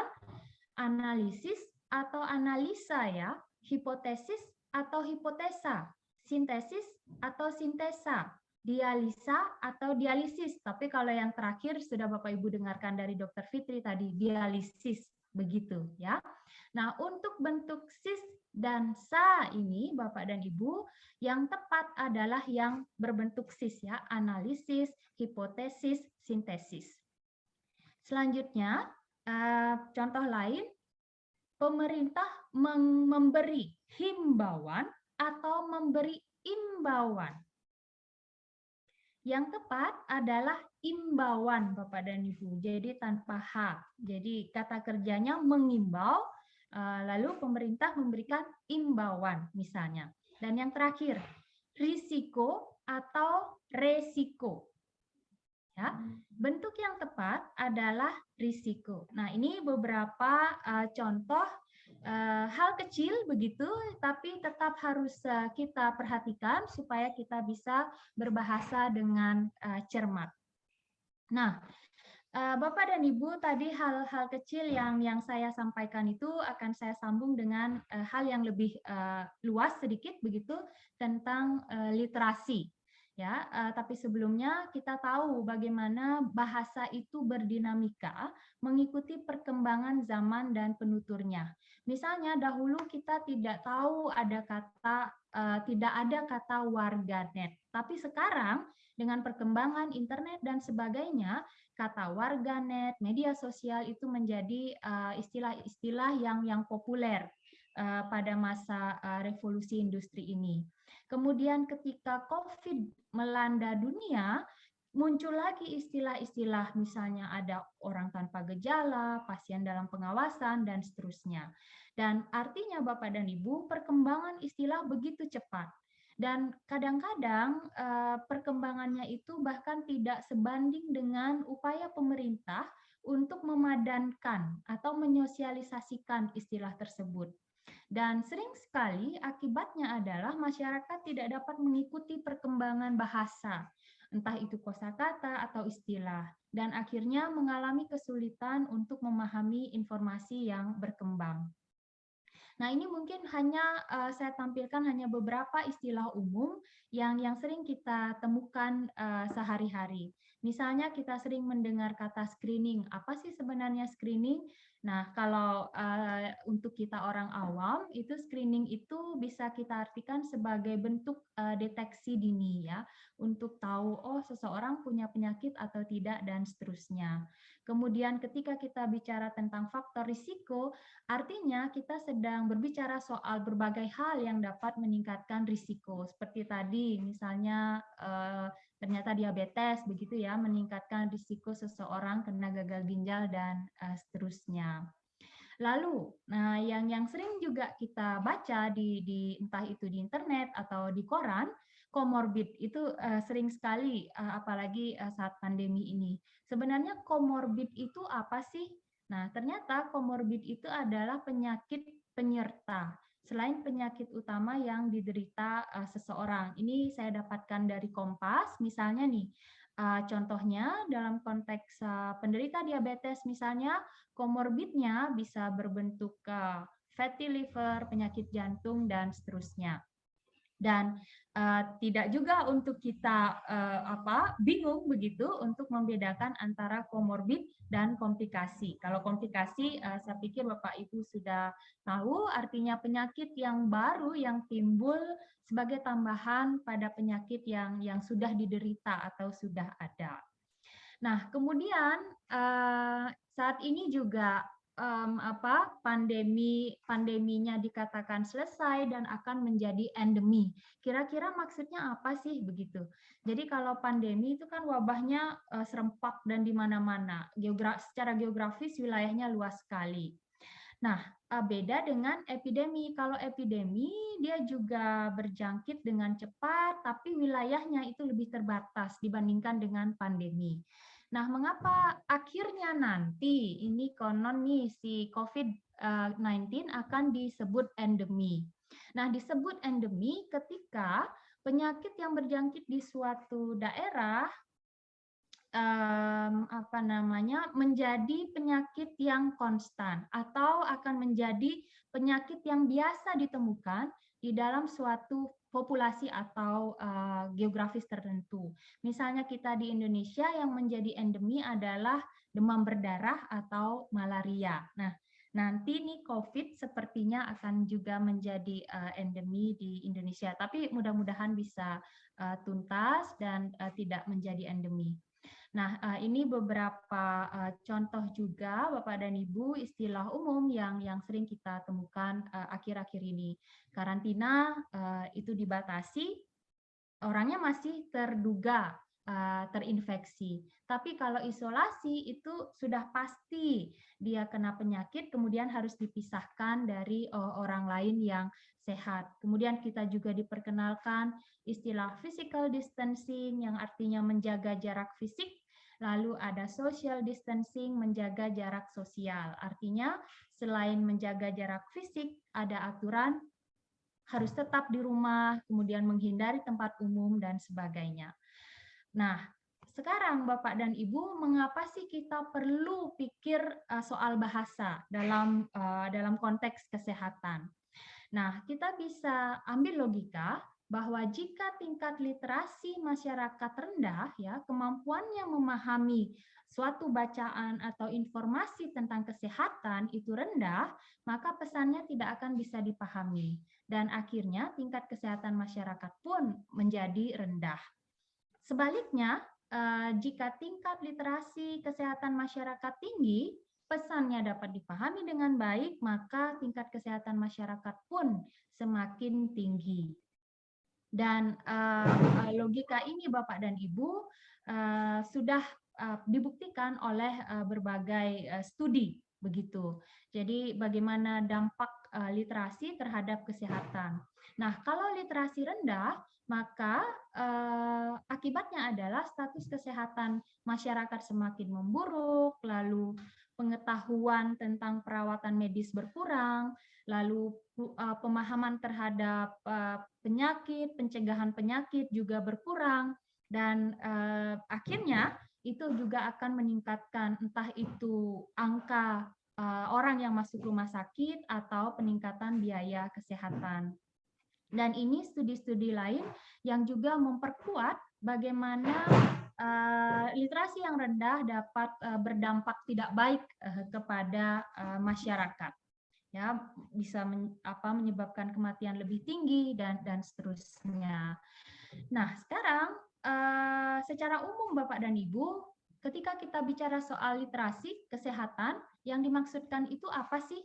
Ternyata artinya adalah kemampuan individu untuk mendapatkan akses, mencari akses, memahami dan menggunakan informasi untuk meningkatkan status kesehatannya. Seperti contoh saya tadi, ketika kita mencari informasi tentang COVID-19 misalnya, tentu kita harus paham apa itu komorbid, apa itu isolasi, karantina, dan seterusnya.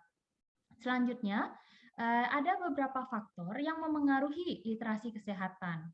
Di antaranya ada usia, pendidikan, lalu pendapatan, bahasa Bapak Ibu masuk salah satu faktornya, kemudian jenis kelamin, pekerjaan, dan seterusnya. Nah, dari paparan tadi, mulai dari yang kecil ya, siapa yang sakit, Pak RT kah, atau burungnya kah, lalu ke penulisan gelar, kata-kata yang baku tidak baku, lalu beberapa istilah umum, bisa saya simpulkan bahwa jika bahasa mampu menjembatani pemahaman masyarakat tentang suatu penyakit atau wabah misalnya dalam konteks yang luas, maka pencegahan dapat dilakukan. Sehingga tingkat penularan atau kemungkinan menjadi sakit akan semakin rendah. Sebaliknya, kalau bahasa tidak mampu menjembatani hal tersebut, maka pencegahan akan lebih sulit dilakukan, lalu kemungkinan untuk menjadi sakit akan semakin tinggi. Oleh karena itu, Bapak dan Ibu, kalau kita cermat berbahasa, maka bahasa kita akan mudah dipahami. Kemudian kalau kita paham bahasanya, tentu kita akan paham penyebabnya apa, akibatnya apa. Nah, kalau sudah tahu hal tersebut, kita tahu bagaimana mencegahnya, sehingga penularan dapat dikurangi bahkan dihentikan. Sehingga akhirnya tujuannya adalah masyarakat menjadi cerdas. Oleh karena itu, Bapak dan Ibu, mari kita cermat berbahasa, pahami bahasanya supaya masyarakat Indonesia menjadi sehat dan cerdas. Baik, Bapak dan Ibu, itu yang bisa saya sampaikan. Terima kasih dan selamat siang. Saya kembalikan ke Dr. Titis. Baik, terima kasih. Wah, Bu Lu Anik, ini luar biasa sekali ya. Ternyata banyak sekali peranan literasi bahasa yang cermat dan tepat itu akan sangat berhubungan dengan pemberian informasi kesehatan yang akan berdampak bagi kesehatan itu sendiri ya, Bu. Dr. Titis. Wah, kita mendapatkan ilmu baru pada pagi hari ini dari Ibu Lu Anik ya, mengenai peranan literasi di dalam memberikan edukasi kesehatan. Luar biasa sekali Bu Lu Anik. Ini sepertinya kita sudah mendengarkan begitu banyak topik menarik pada pagi hari ini dari ketiga pakar kita. Kita akan masuk ke dalam sesi tanya jawab ya Bu ya. Saya akan mengundang kembali Dr. Djoko Wibisono dan Dr. Fitri Imelda untuk bisa kembali bergabung bersama kita di sesi tanya jawab pada pagi hari ini. Dr. Djoko, Dr. Fitri. Sepertinya Dr. Djoko masih di mute, Dr. Djoko. Ya, udah oke. Oke, baik. Kalau gitu saya akan mencoba membacakan satu persatu nih ya. Ada beberapa pertanyaan. Mungkin nanti bisa dijawab Dr. Djoko atau Dr. Fitri atau langsung juga nanti sama Ibu Lu Anik ya. Baik, ini ada pertanyaan pertama untuk Dr. Djoko dari ini tidak ada namanya. Dr. Djoko, beliau bertanya terkait dengan penyakit polikistik. Apakah pertumbuhan kista bisa dikendalikan? Apakah pasti akan sampai menjadi suatu penyakit ginjal kronik? Bagaimana cara mengobati atau mencegah perburukan daripada penyakit polikistik kidney ini? Dan apakah sama dengan penyakit ginjal kronik lainnya? Ayo, monggo Dr. Djoko untuk dijawab terlebih dahulu, Dok.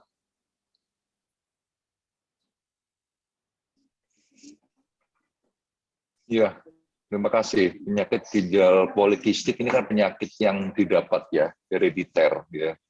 Memang pencegahannya agak susah, tidak seperti penyakit-penyakit lain yang jelas seperti hipertensi, kencing manis, diabetes kan bisa dicegah dengan cara mengendalikan tekanan darah dan gula darahnya.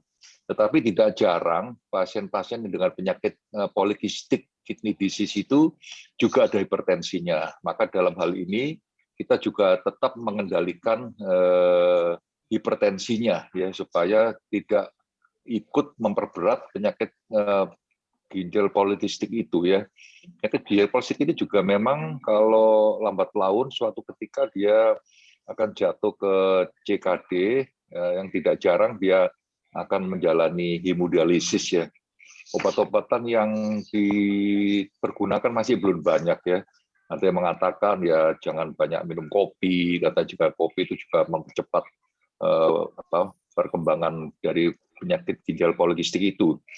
Juga ada obat-obatan yang mungkin bisa dipakai ya, misalnya tolvaptan ya, tapi mungkin itu juga belum established ya, sehingga memang kalau dihadapkan pada penyakit ginjal polikistik memang agak susah ya, karena itu kan didapat ya, herediter ya. Tetapi ya kita tetap pantau, minimal setahun sekali kita lakukan cek fungsi ginjalnya, ya kita juga berusaha mencari penyakit-penyakit terberatnya. Nah, kita atasin ya, misalnya kalau kebetulan dia juga polikistik, terkena diabetes, terkena penyakit hipertensi, ya itu harus kendalikan ya. Demikian Dr. Titis yang dapat saya sampaikan. Mungkin Dr. Fitri silakan kalau menambah Dr. Titis sendiri. Baik, mungkin Dr. Fitri tambahkan, Dok. Memang sih kalau penyakit polikistik kan saat ini memang belum ada terapi ya. Jadi mungkin pemberian kayak seperti tolvaptan itu karena dianggap bisa mengurangi progresivitas dari polikistik itu sendiri. Tapi kan juga obatnya juga cukup mahal ya. Tapi memang yang penting monitoring. Jadi penting untuk pasien dengan polikistik kan biasanya karena genetik, jadi perlu dinilai semua keluarganya. Dan kita lihat, kita monitoring tadi seperti lab-lab yang tadi diterangkan oleh Dr. Joko, kita perlu lihat karena kadang-kadang biasanya muncul infeksi, mudah terjadi hematuri. Nah, pasien itu perlu tahu dan lihat sekelilingnya, keluarganya. Kadang-kadang dalam satu keluarga yang polikistik itu tidak hanya satu. Mungkin yang berobat satu, tapi mungkin adiknya, kakaknya juga ditemukan polikistik. Nah, itu perlu screening lebih awal untuk mencegah kondisi yang lebih buruk. Gitu. Baik, berarti kuncinya kalau pada pasien dengan polikistik, lakukan screening terhadap keluarga yang lain ya dok, untuk mendeteksi. Dan bagi pasien itu sendiri untuk melakukan monitoring dan juga mencari komplikasi atau komorbid lainnya gitu ya dok, untuk mencegah progresivitasnya, karena sampai saat ini belum ada terapi yang efektif bagi polikistik kidney ya dok. Wah, luar biasa. Kita lanjut ke pertanyaan berikutnya ya dok. Ini saya beralih ke Dr. Fitri terlebih dahulu, Dok. Ada pertanyaan dari Jamila, bertanya pada Dr. Fitri, apa saja yang harus diperhatikan pada orang yang menjalani CAPD? Dan apakah kualitas hidupnya sama seperti pasien yang melaksanakan hemodialisis? Dan ada pertanyaan kedua, untuk pasien hemodialisis dengan hepatitis B positif, apa saja yang harus dihindari? Terima kasih, Dok. Mungkin dijawab satu persatu, Dr. Fitri. Untuk pertanyaan pertama mengenai CAPD, kualitas hidupnya apakah bisa sama dengan pasien HD ya? Sebenarnya yang namanya kualitas hidup itu tergantung kondisi pasien. Jadi kualitas hidup itu bukan hanya aspek kesehatan aja, tapi kemampuan dia berinteraksi, bersosialisasi, dia bisa beraktualisasi di masyarakat, itu juga menunjukkan kualitas hidup yang lebih baik. Untuk CAPD sendiri secara medis memang kita lihat pasien-pasiennya mungkin karena dia kesempatan untuk berinteraksi, untuk beraktivitas di luar itu lebih leluasa dibandingkan pasien HD. Jadi masih bisa bekerja, masih bisa beraktivitas, lalu angka kejadian-kejadian seperti yang terjadi pada hemodialisis ada beberapa yang lebih rendah, misalnya seperti anemia, jarang terjadi anemia, jadi kontrol yang lainnya pun seperti karena fungsi residu atau fungsi sisa ginjal yang masih baik, kadang masih ada urin sehingga pasien masih bisa minum mungkin jumlahnya lebih banyak. Dan untuk proteinnya juga kadang lebih tinggi pemberiannya dibandingkan pasien hemodialisis. Untuk kualitas untuk pasien HD sendiri bukan berarti kualitas hidupnya menjadi lebih rendah, karena yang seperti saya bilang, dengan dia tidak memungkinkan untuk CAPD, pilihannya ya tentu hemodialisis. meningkatkannya dengan apa supaya kualitas hidupnya tetap baik. Kita monitoring yang penting. Jadi kita selalu menjaga agar kondisinya semuanya stabil. Misalnya HB-nya kita sesuai dengan target. Kalau misalnya ada defisiensi zat besi, kita koreksi, HB kita pertahankan lebih baik. Lalu misalnya ada gangguan komplikasi dari CKD sendiri, misalnya ada gangguan penyakit mineral bone disease ya, CKD MBD pada pasien, itu kita juga harus antisipasi di awal, monitoring setiap bulan lab-lab apa yang kita pantau. Juga memang kaitannya dengan infeksi yang terkait dengan unit HD atau healthcare associated infection yang biasa terjadi pada pasien HD. Jangan sampai terjadi infeksi ya pada pasien saat menjalani HD yang kaitannya dengan unit HD itu sendiri, misalnya airborne yang penularan ya, itu yang bisa meningkatkan kualitas hidup. Jadi intinya kita maksimalkan kualitas hidup pasien COPD maupun HD. Ya. Nah, untuk pertanyaan yang kedua berkaitan dengan hepatitis B, memang biasanya pilihan COPD misalnya pada pasien dengan hepatitis, ya misalnya dengan HIV, itu pilihannya COPD. Kenapa? Karena tidak semua unit hemodialisis itu mempunyai mesin untuk pasien dengan hepatitis B. Karena mungkin di Jakarta hanya beberapa, karena memang perlakuannya yang berbeda dengan pasien yang tidak ada hepatitis B. Nah, untuk hepatitis B-nya sendiri kita tahu bahwa dia kan bisa menjadi kronis, bisa menjadi sirosis atau hepatoma. Jadi perlu pemeriksaan berkala untuk hepatitisnya bagaimana hepatitisnya, apakah dia kronik aktif atau dia yang healthy kronik. Dia perlu periksa mungkin ke dokter ahli gastroenterohepatologi, kita periksa HbA1c, anti-HbE dan HbV-DNA, atau perlu fibroscan untuk menilai status kondisi dari hepatitis B sendiri. Kalau memungkinkan bisa diobati gitu. Baik, terima kasih Dr. Fitri. Berarti COPD dan HD sama-sama tujuannya adalah untuk meningkatkan kualitas hidup dari pasiennya ya dok ya. Yeah.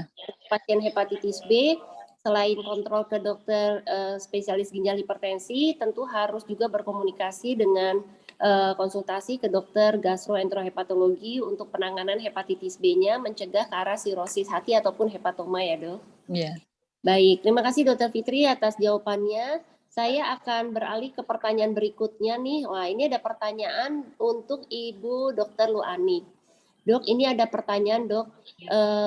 Dikatakan bahwa generasi sekarang cara berbahasa jauh sangat berbeda dengan generasi terdahulu, termasuk penggunaan kata-kata yang digunakan di dalam pergaulan sehari-hari. Apakah ini ada kesalahan dari kurikulum atau pergeseran karena teknologi yang memungkinkan mereka mengakses bahasa secara luas? Bagaimana solusi atau kiat-kiat bagi kita untuk bisa mengantisipasi hal ini bagi generasi muda yang saat ini untuk kedepannya bisa tetap berbahasa yang baik dan benar? Silakan Ibu untuk dijawab. Terima kasih Dokter Titis, terima kasih ini peserta webinar. Ternyata paparan saya yang tentang kebahasaan ini mendapat sambutan yang baik begitu Dokter Titis. Ya, untuk pertanyaan tadi ya soal bahasa gaul, kemudian mengapa anak-anak saat ini tuh kayaknya kalau bilang anjing loh rasanya kok normal saja begitu ya. Jadi bukan hal yang kalau dulu di zaman kita Dokter Titis mungkin kita langsung dibilang wah ini anak nggak sopan dan sebagainya. Bapak dan Ibu, yang perlu kita ingat adalah bahasa itu sangat dinamis. Dia mengikuti perkembangan zamannya dan juga perkembangan pola pikir manusianya. Itu yang pertama. Kemudian hal lain yang perlu kita ingat adalah ada yang disebut shifting baseline. Jadi ada batas yang berubah antar generasi. Misalnya, seperti yang saya contohkan tadi, generasi saya ketika mengatakan anjing itu kasar sekali. Tapi saat ini tampaknya dengan adanya perilaku yang berbeda dari generasi yang muda, penggunaan kata anjing itu justru menjadi sapaan keakraban. Ya, jadi sudah ada perubahan ya. Apakah itu nilai kesantunannya untuk kata itu begitu ya, karena faktor-faktor yang tadi yaitu perubahan perilaku. Nah kemudian yang kedua, tentu ini tidak bisa kita biarkan begitu ya, anak-anak selalu mengatakan menyapa yang mereka anggap adalah sapaan keakraban itu kepada siapa saja sih mereka bisa menggunakan itu. Itu yang perlu ditanamkan kepada anak-anak bagi Bapak atau Ibu penanya. Jadi tekankan bahwa tetap ada norma dalam berkomunikasi yang harus diikuti. Ketika bicara ke lawan bicara dengan usia yang sama, mungkin sapaan keakraban itu bisa kita gunakan. Tapi tidak ketika kita akan menyapa orang yang lebih tua dari kita, karena ada norma kesopanan yang harus diikuti. Kemudian hal lain adalah dalam berbicara atau dalam berkomunikasi ada juga situasi yang perlu kita perhatikan. Situasinya ada dua, formalkah atau informal.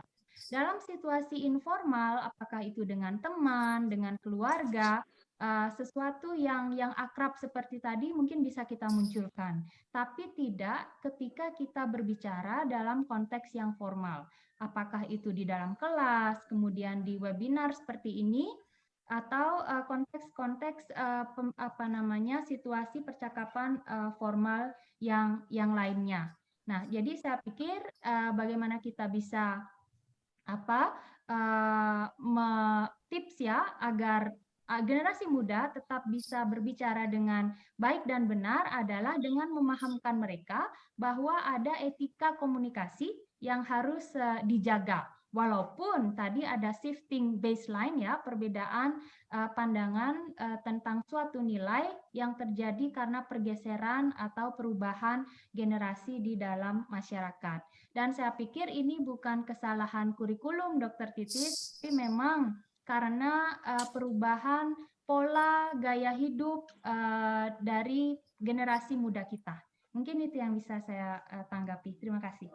Baik, berarti memang fenomena ini tidak bisa kita hindari ya, Ibu Luanik ya, tetapi mungkin kita bisa menerapkan kepada generasi muda kita, mengingatkan kembali bahwa ada norma, ada batasan, ada aturan, di mana kapan mereka harus berbahasa, tergantung kondisinya formal atau informal, dan dengan siapa dia berbicara ya. Itu penting sekali bagi kita untuk melakukan edukasi bagi mereka ya, dan mengingatkan kepada generasi muda.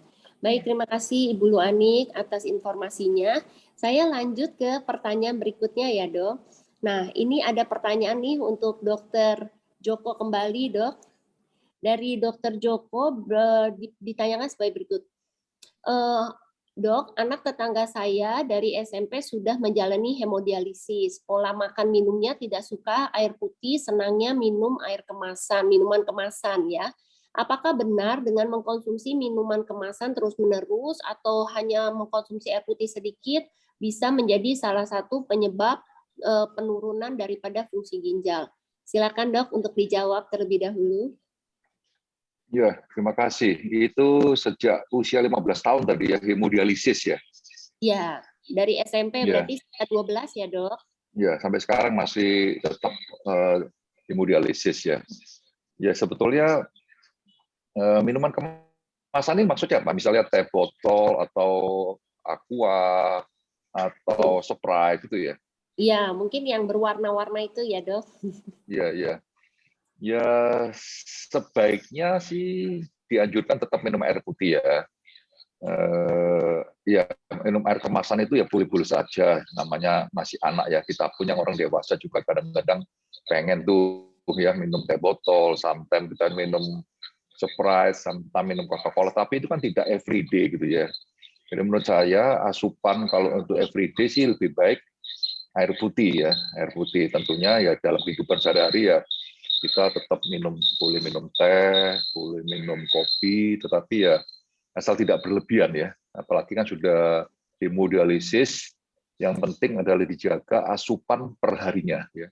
Asupan perharinya supaya tidak melebihi. Tentunya kan pasien tersebut juga lama ya menjalani hemodialisis, tentunya sudah mendapat edukasi yang baik bagaimana mengatur asupan cairan. Karena yang penting adalah asupan cairannya ya. Sebab kalau makanan sudah hemodialisis justru kita tidak perlu takut lagi.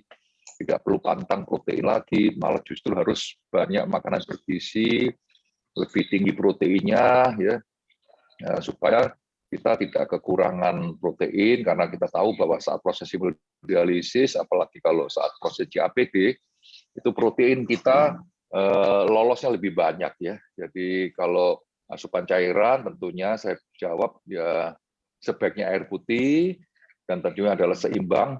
Kalau pasien itu masih bisa berkemih, tentunya harus diukur berapa jumlah air seninya selama 24 jam, kemudian berat badannya berapa, katakanlah berat badan secara umum, kalau anak-anak mungkin ya sekitar 50, ya jadi penguapan tubuh kita sekitar 500, artinya asupan cairan itu adalah supaya seimbang adalah jumlah air seni 24 jam, ditambah 500, ya jangan melebihi itu supaya tidak terjadi kelebihan cairan atau overload. Demikian kira-kira Dokter Titis yang bisa saya sampaikan.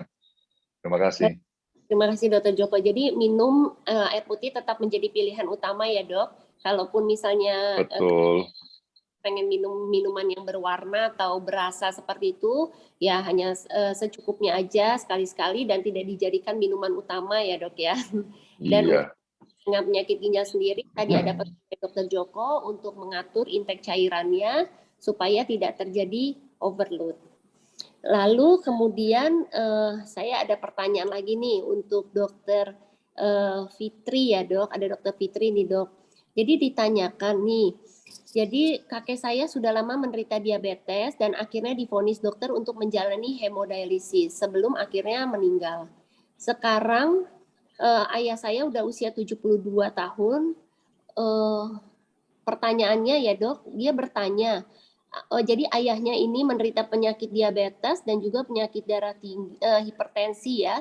Bertanya apa dan mengalami gagal ginjal sampai akhirnya menjalani hemodialisis. Lalu beliau bertanya, apakah penyakit ginjal ini ada faktor keturunan juga dan apakah perlu ditambahkan obat-obat lain agar tidak terjadi perburukan fungsi ginjal atau banyak obat yang dikonsumsi saat ini malah akan memperburuk fungsi ginjalnya. Nah, ini ditanyakan nih Dokter Fitri, mungkin bisa ditanya dijawab terlebih. Ya, terima kasih Dokter Titis. Mungkin untuk penyakit ginjal turunan itu ada beberapa yang memang faktor turunan seperti penyakit polikistik. Ya, itu kan biasanya genetik ya. Lalu juga kalau misalnya diabetes kan kita juga tahu kalau orang tua atau kerabat kita yang satu, maksudnya orang tua atau tante yang menderita diabetes, hipertensi, kita berisiko tinggi untuk mengalami juga diabetes dan hipertensi. Tapi itu kan semua tergantung dari pola hidup kita, lifestyle kita ya. Kalau kita punya risiko, tapi kalau pola hidup kita baik, kita mungkin akan tidak terkena. Nah, sekarang kan dengan pertanyaan yang ditanyakan, orang tuanya sudah menjalani hemodialisis. Berarti kan fungsi ginjalnya sudah pada tahap akhir sehingga memerlukan terapi pengganti ginjal. Nah, pada pasien, seperti saya jelaskan, terapi pengganti ginjal itu tidak menggantikan secara keseluruhan fungsi dari ginjal kita. Jadi hanya beberapa dari fungsi atau sebagian fungsi ginjal yang bisa diambil alih oleh mesin. Karena seperti fungsi-fungsi hormon yang untuk membantu pembentukan sel darah merah, ya itu harus dibantu dari luar. Jadi tidak semua kita serta-merta setelah di hemodialisis semua problem selesai. Nah, memang pada pasien-pasien dengan sudah menjalani hemodialisis kadang-kadang pertanyaan ini, kok saya obatnya banyak sekali nih Dok. Udah saya ini bukannya berkurang setelah dialisis kok jadi banyak. Memang ada beberapa obat yang perlu dikonsumsi, tapi kita harus edukasi bahwa obat ini penting harus dikonsumsi oleh pasien. Kenapa? Karena seperti tadi bahwa hemodialisis bukan terapi pengganti keseluruhan. Dia hanya sebagian fungsi ginjal yang diambil alih oleh mesin. Seperti kita lihat bahwa ginjal itu biasanya kan pasien-pasien dengan hemodialisis atau ginjal yang tahap akhir, biasanya darahnya kan cenderung asam. Jadi biasanya dokter memberikan kapsul Mignat ya. Nah, itu harus dikonsumsi. Atau ada gangguan elektrolit, ada peningkatan kadar fosfat, kalsium, itu ada pemberian suplementasi. Dan yang terakhir, biasanya ada pemberian asam folat atau vitamin B12 lah. Ya, karena ada mekanisme tertentu karena pasien terpapar dengan mesin-mesin HD. Jadi, dan ada tambahan lagi pasien ini kan dengan diabetes. Obat diabetes itu kadang-kadang kan juga tetap harus dikendalikan walaupun pasien itu sudah menjalani dialisis. Dan obat diabetes sendiri, kadang-kadang pasien tidak selalu dengan satu obat. Kadang masih memerlukan 2 atau 3 obat yang untuk mengendalikan gula darahnya. Karena kalau gula darah kita tidak terkendali, kerusakan pembuluh darah vaskular akibat diabetes akan semakin berkembang terus. Bukan hanya kita fokus di ginjalnya aja nih, bagaimana pembuluh darah kita di jantung, di mata, di kaki, di otak. Nah, itu harus kita proteksi juga. Kontrol gula tetap penting. Dan keempat, hipertensi. Memang dengan penurunan fungsi ginjal, biasanya kontrol untuk mengatur tekanan darahnya sudah terganggu dan pasien masih membutuhkan obat-obat hipertensi. Jadi jangan takut, obat-obat yang diberikan oleh dokter itu semua aman untuk kontrol gula, tekanan darah, dan apa-apa yang diperlukan oleh pasien. Jadi intinya jangan sampai terkena mungkin ya khawatiran dari ibu atau bapak ini. Jaga pola hidup yang sehat, monitoring setiap tahun status kesehatan kita, antisipasi di awal itu lebih baik, jangan sampai terjadi keterlambatan penanganan. Pertanyaan yang kedua apa dok? Yang tadi satu lagi? Tadi Yang sepertinya dijawab juga sih dok sama dokter dok. Pertanyaannya tadi mengenai obat-obat itu apakah malah akan semakin memperburuk dari fungsi ginjalnya? Oh tidak sama sekali. Obat itu ada indikasinya dan itu yang selalu saya tekankan, obat ini perlu. Tidak mungkin dokter memberikan obat ini akan memperburuk kondisi pasien. Semua ada tujuannya, ya. Baik, mudah-mudahan jawabannya udah langsung terjawab tuntas nih oleh Dr. Fitri. Terima kasih Dr. Fitri. Nah, saya akan beralih ke pertanyaan yang berikutnya. Nah, ini ke pertanyaan untuk Ibu Luh lagi nih, Bu. Bu, bagaimana caranya mengevaluasi apakah edukasi yang diberikan oleh tenaga kesehatan itu sudah dapat dipahami oleh pasien-pasien kita dan informasi itu sudah tepat sasarannya? Silakan Ibu. Dokter Titis, ini sulit pertanyaannya ya dokter ya. Bagaimana kita bisa mengevaluasi bahwa edukasi yang dilakukan oleh nakes begitu ya kepada pasien ini sudah tepat atau sudah dapat diterima atau tidak begitu. Sebagai pasien lah ya dokter Titis, saya kan sering juga menerima edukasi begitu dari dokter misalnya atau tenaga kesehatan. Yang saya bisa tanggapi adalah suatu komunikasi antara dokter dan pasien itu akan nyambung begitu dokter Titis kalau pasien dan dokternya itu memiliki pemahaman yang bagaimana ya, mungkin tidak bisa sama tapi hampir sama begitu. Dalam arti dokter itu tampaknya harus menurunkan sedikit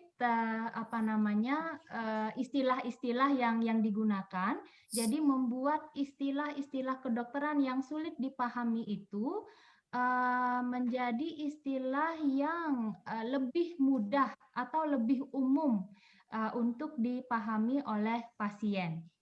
Dengan demikian, misalnya tadi kalau tadi kan nyebutnya sudah kencing manis begitu ya, jadi mungkin itu merupakan terminologi umum dari penyakit yang dulu sangat teknis yang disebut diabetes. Mungkin dulu di awal muncul ketika orang menyebut diabetes mungkin tidak ada yang paham, orang awam tidak paham, tapi akan digunakan kata yang lebih awam yaitu kencing manis, jadi orang jadi paham. Nah, pada perkembangannya sekarang ketika menggunakan kata diabetes itu masyarakat umum sudah tahu. Nah, yang ingin saya sampaikan adalah ini supaya komunikasinya berhasil, dokter menurunkan istilah-istilah teknis itu menjadi istilah yang lebih umum yang bisa dipahami oleh masyarakat dengan lebih mudah. Nah, sebaliknya masyarakat atau pasien itu perlu meningkatkan literasinya begitu. Caranya saya pikir sekarang sangat mudah, banyak sumber yang bisa diakses di internet untuk menambahkan pemahaman kita tentang terminologi-terminologi yang berhubungan dengan penyakit yang kita alami. Mungkin begitu Dokter Titis. Jadi dengan demikian kalau dokter dan pasien pemahamannya atau pengetahuannya hampir sama, maka bisa kita asumsikan bahwa penjelasan nakes ke pasien bisa diterima dengan lebih baik. Mungkin itu, Dokter Titis. Terima kasih.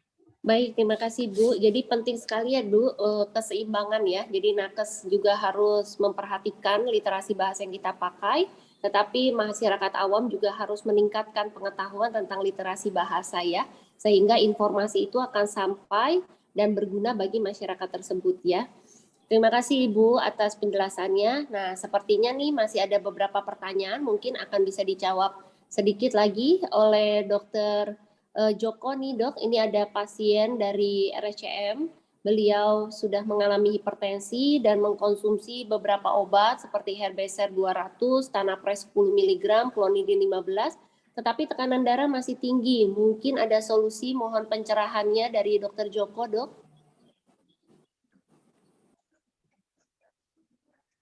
Iya, baik, terima kasih. Kira-kira boleh tahu Dokter Titis ini pasien ini usia berapa, masih muda atau sudah agak lanjut usianya atau bagaimana kira-kira? Ada informasi bisa saya dapat? Informasi tambahan saya dapat.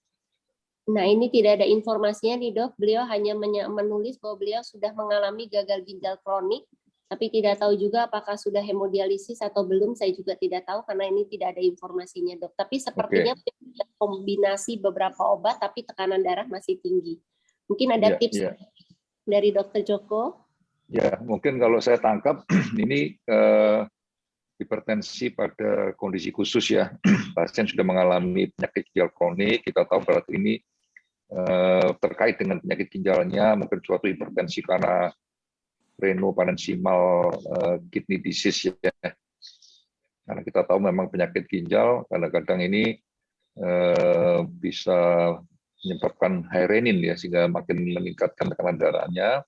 Tadi kalau nggak salah obatnya sudah golongan CCB, memakai diltiazem ya, tadi dengan merek yang akan disebutkan tadi, kemudian memakai juga clonidin ya. Ya. Clonidin, ada diltiazem, satu lagi apa tadi obatnya? Golongan ACE inhibitor ya. Tanapres. Oke, golongan ACE inhibitor ya. Jadi sudah kombinasi seperti sudah sesuai guideline ya, sudah ada kombinasi antara ACE atau ARB, CB, dan di mana sentrulin. Nah, kalau belum terkali, mungkin cara pemakaiannya ya. Cara pemakaiannya sekarang kan dianjurkan itu single pill combination atau free combination ya. Diltiazem tadi ACE-nya itu bisa minumnya terus pada malam hari ya. Clonidin tadi tentunya kan dosis terbagi bisa 2 kali atau 3 kali ya. Kemudian macam kan. Maaf, Dokter Joko terputus-putus Dok. Bisa diulangi? Oh, hasil.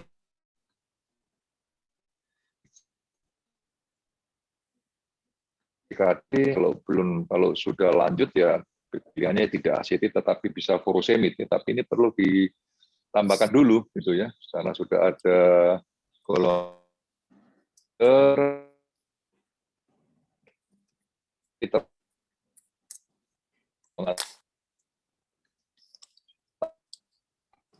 masih terputus-putus nih Dokter Joko. Ini komplainnya tidak.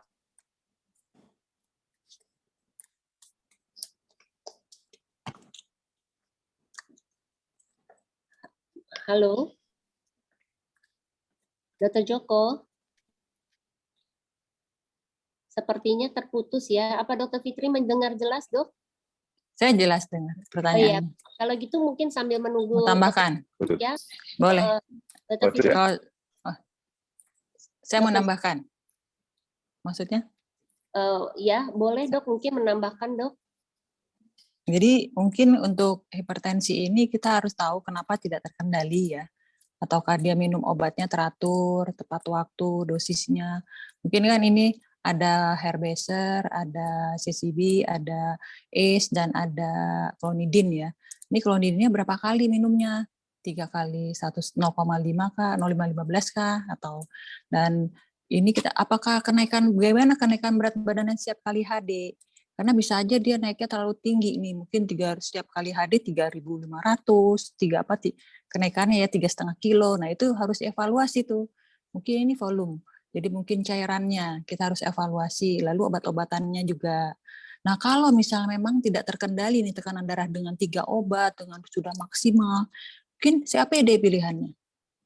Bisa ya. Oh, misalnya tidak ada volume dependent, tidak ada kenaikan berat badan yang berlebih, obat sudah maksimal, semua sudah dijalankan, nutrisi atau asupan udah diperbaiki, masih tinggi, mungkin bisa pilihan peritoneal dialisis ya. Baik, terima kasih atas tambahannya. Mungkin nanti bagi Pak Hans ini bisa kembali dikomunikasikan dengan BPJP-nya mengenai pilihan obatnya supaya hipertensinya bisa terkontrol. Selain tadi masukan yang diberikan oleh Dr. Joko dan Dr. Fitri Imelda. Ini Dr. Joko udah kembali bergabung, Dok. Maaf tadi terputus ya, Dok. Dr. Joko, sepertinya masih belum nih. Baik, ini karena waktu sudah mepet, saya akan ke pertanyaan paling terakhir ya. Pertanyaan paling terakhir untuk Ibu Lu, ya.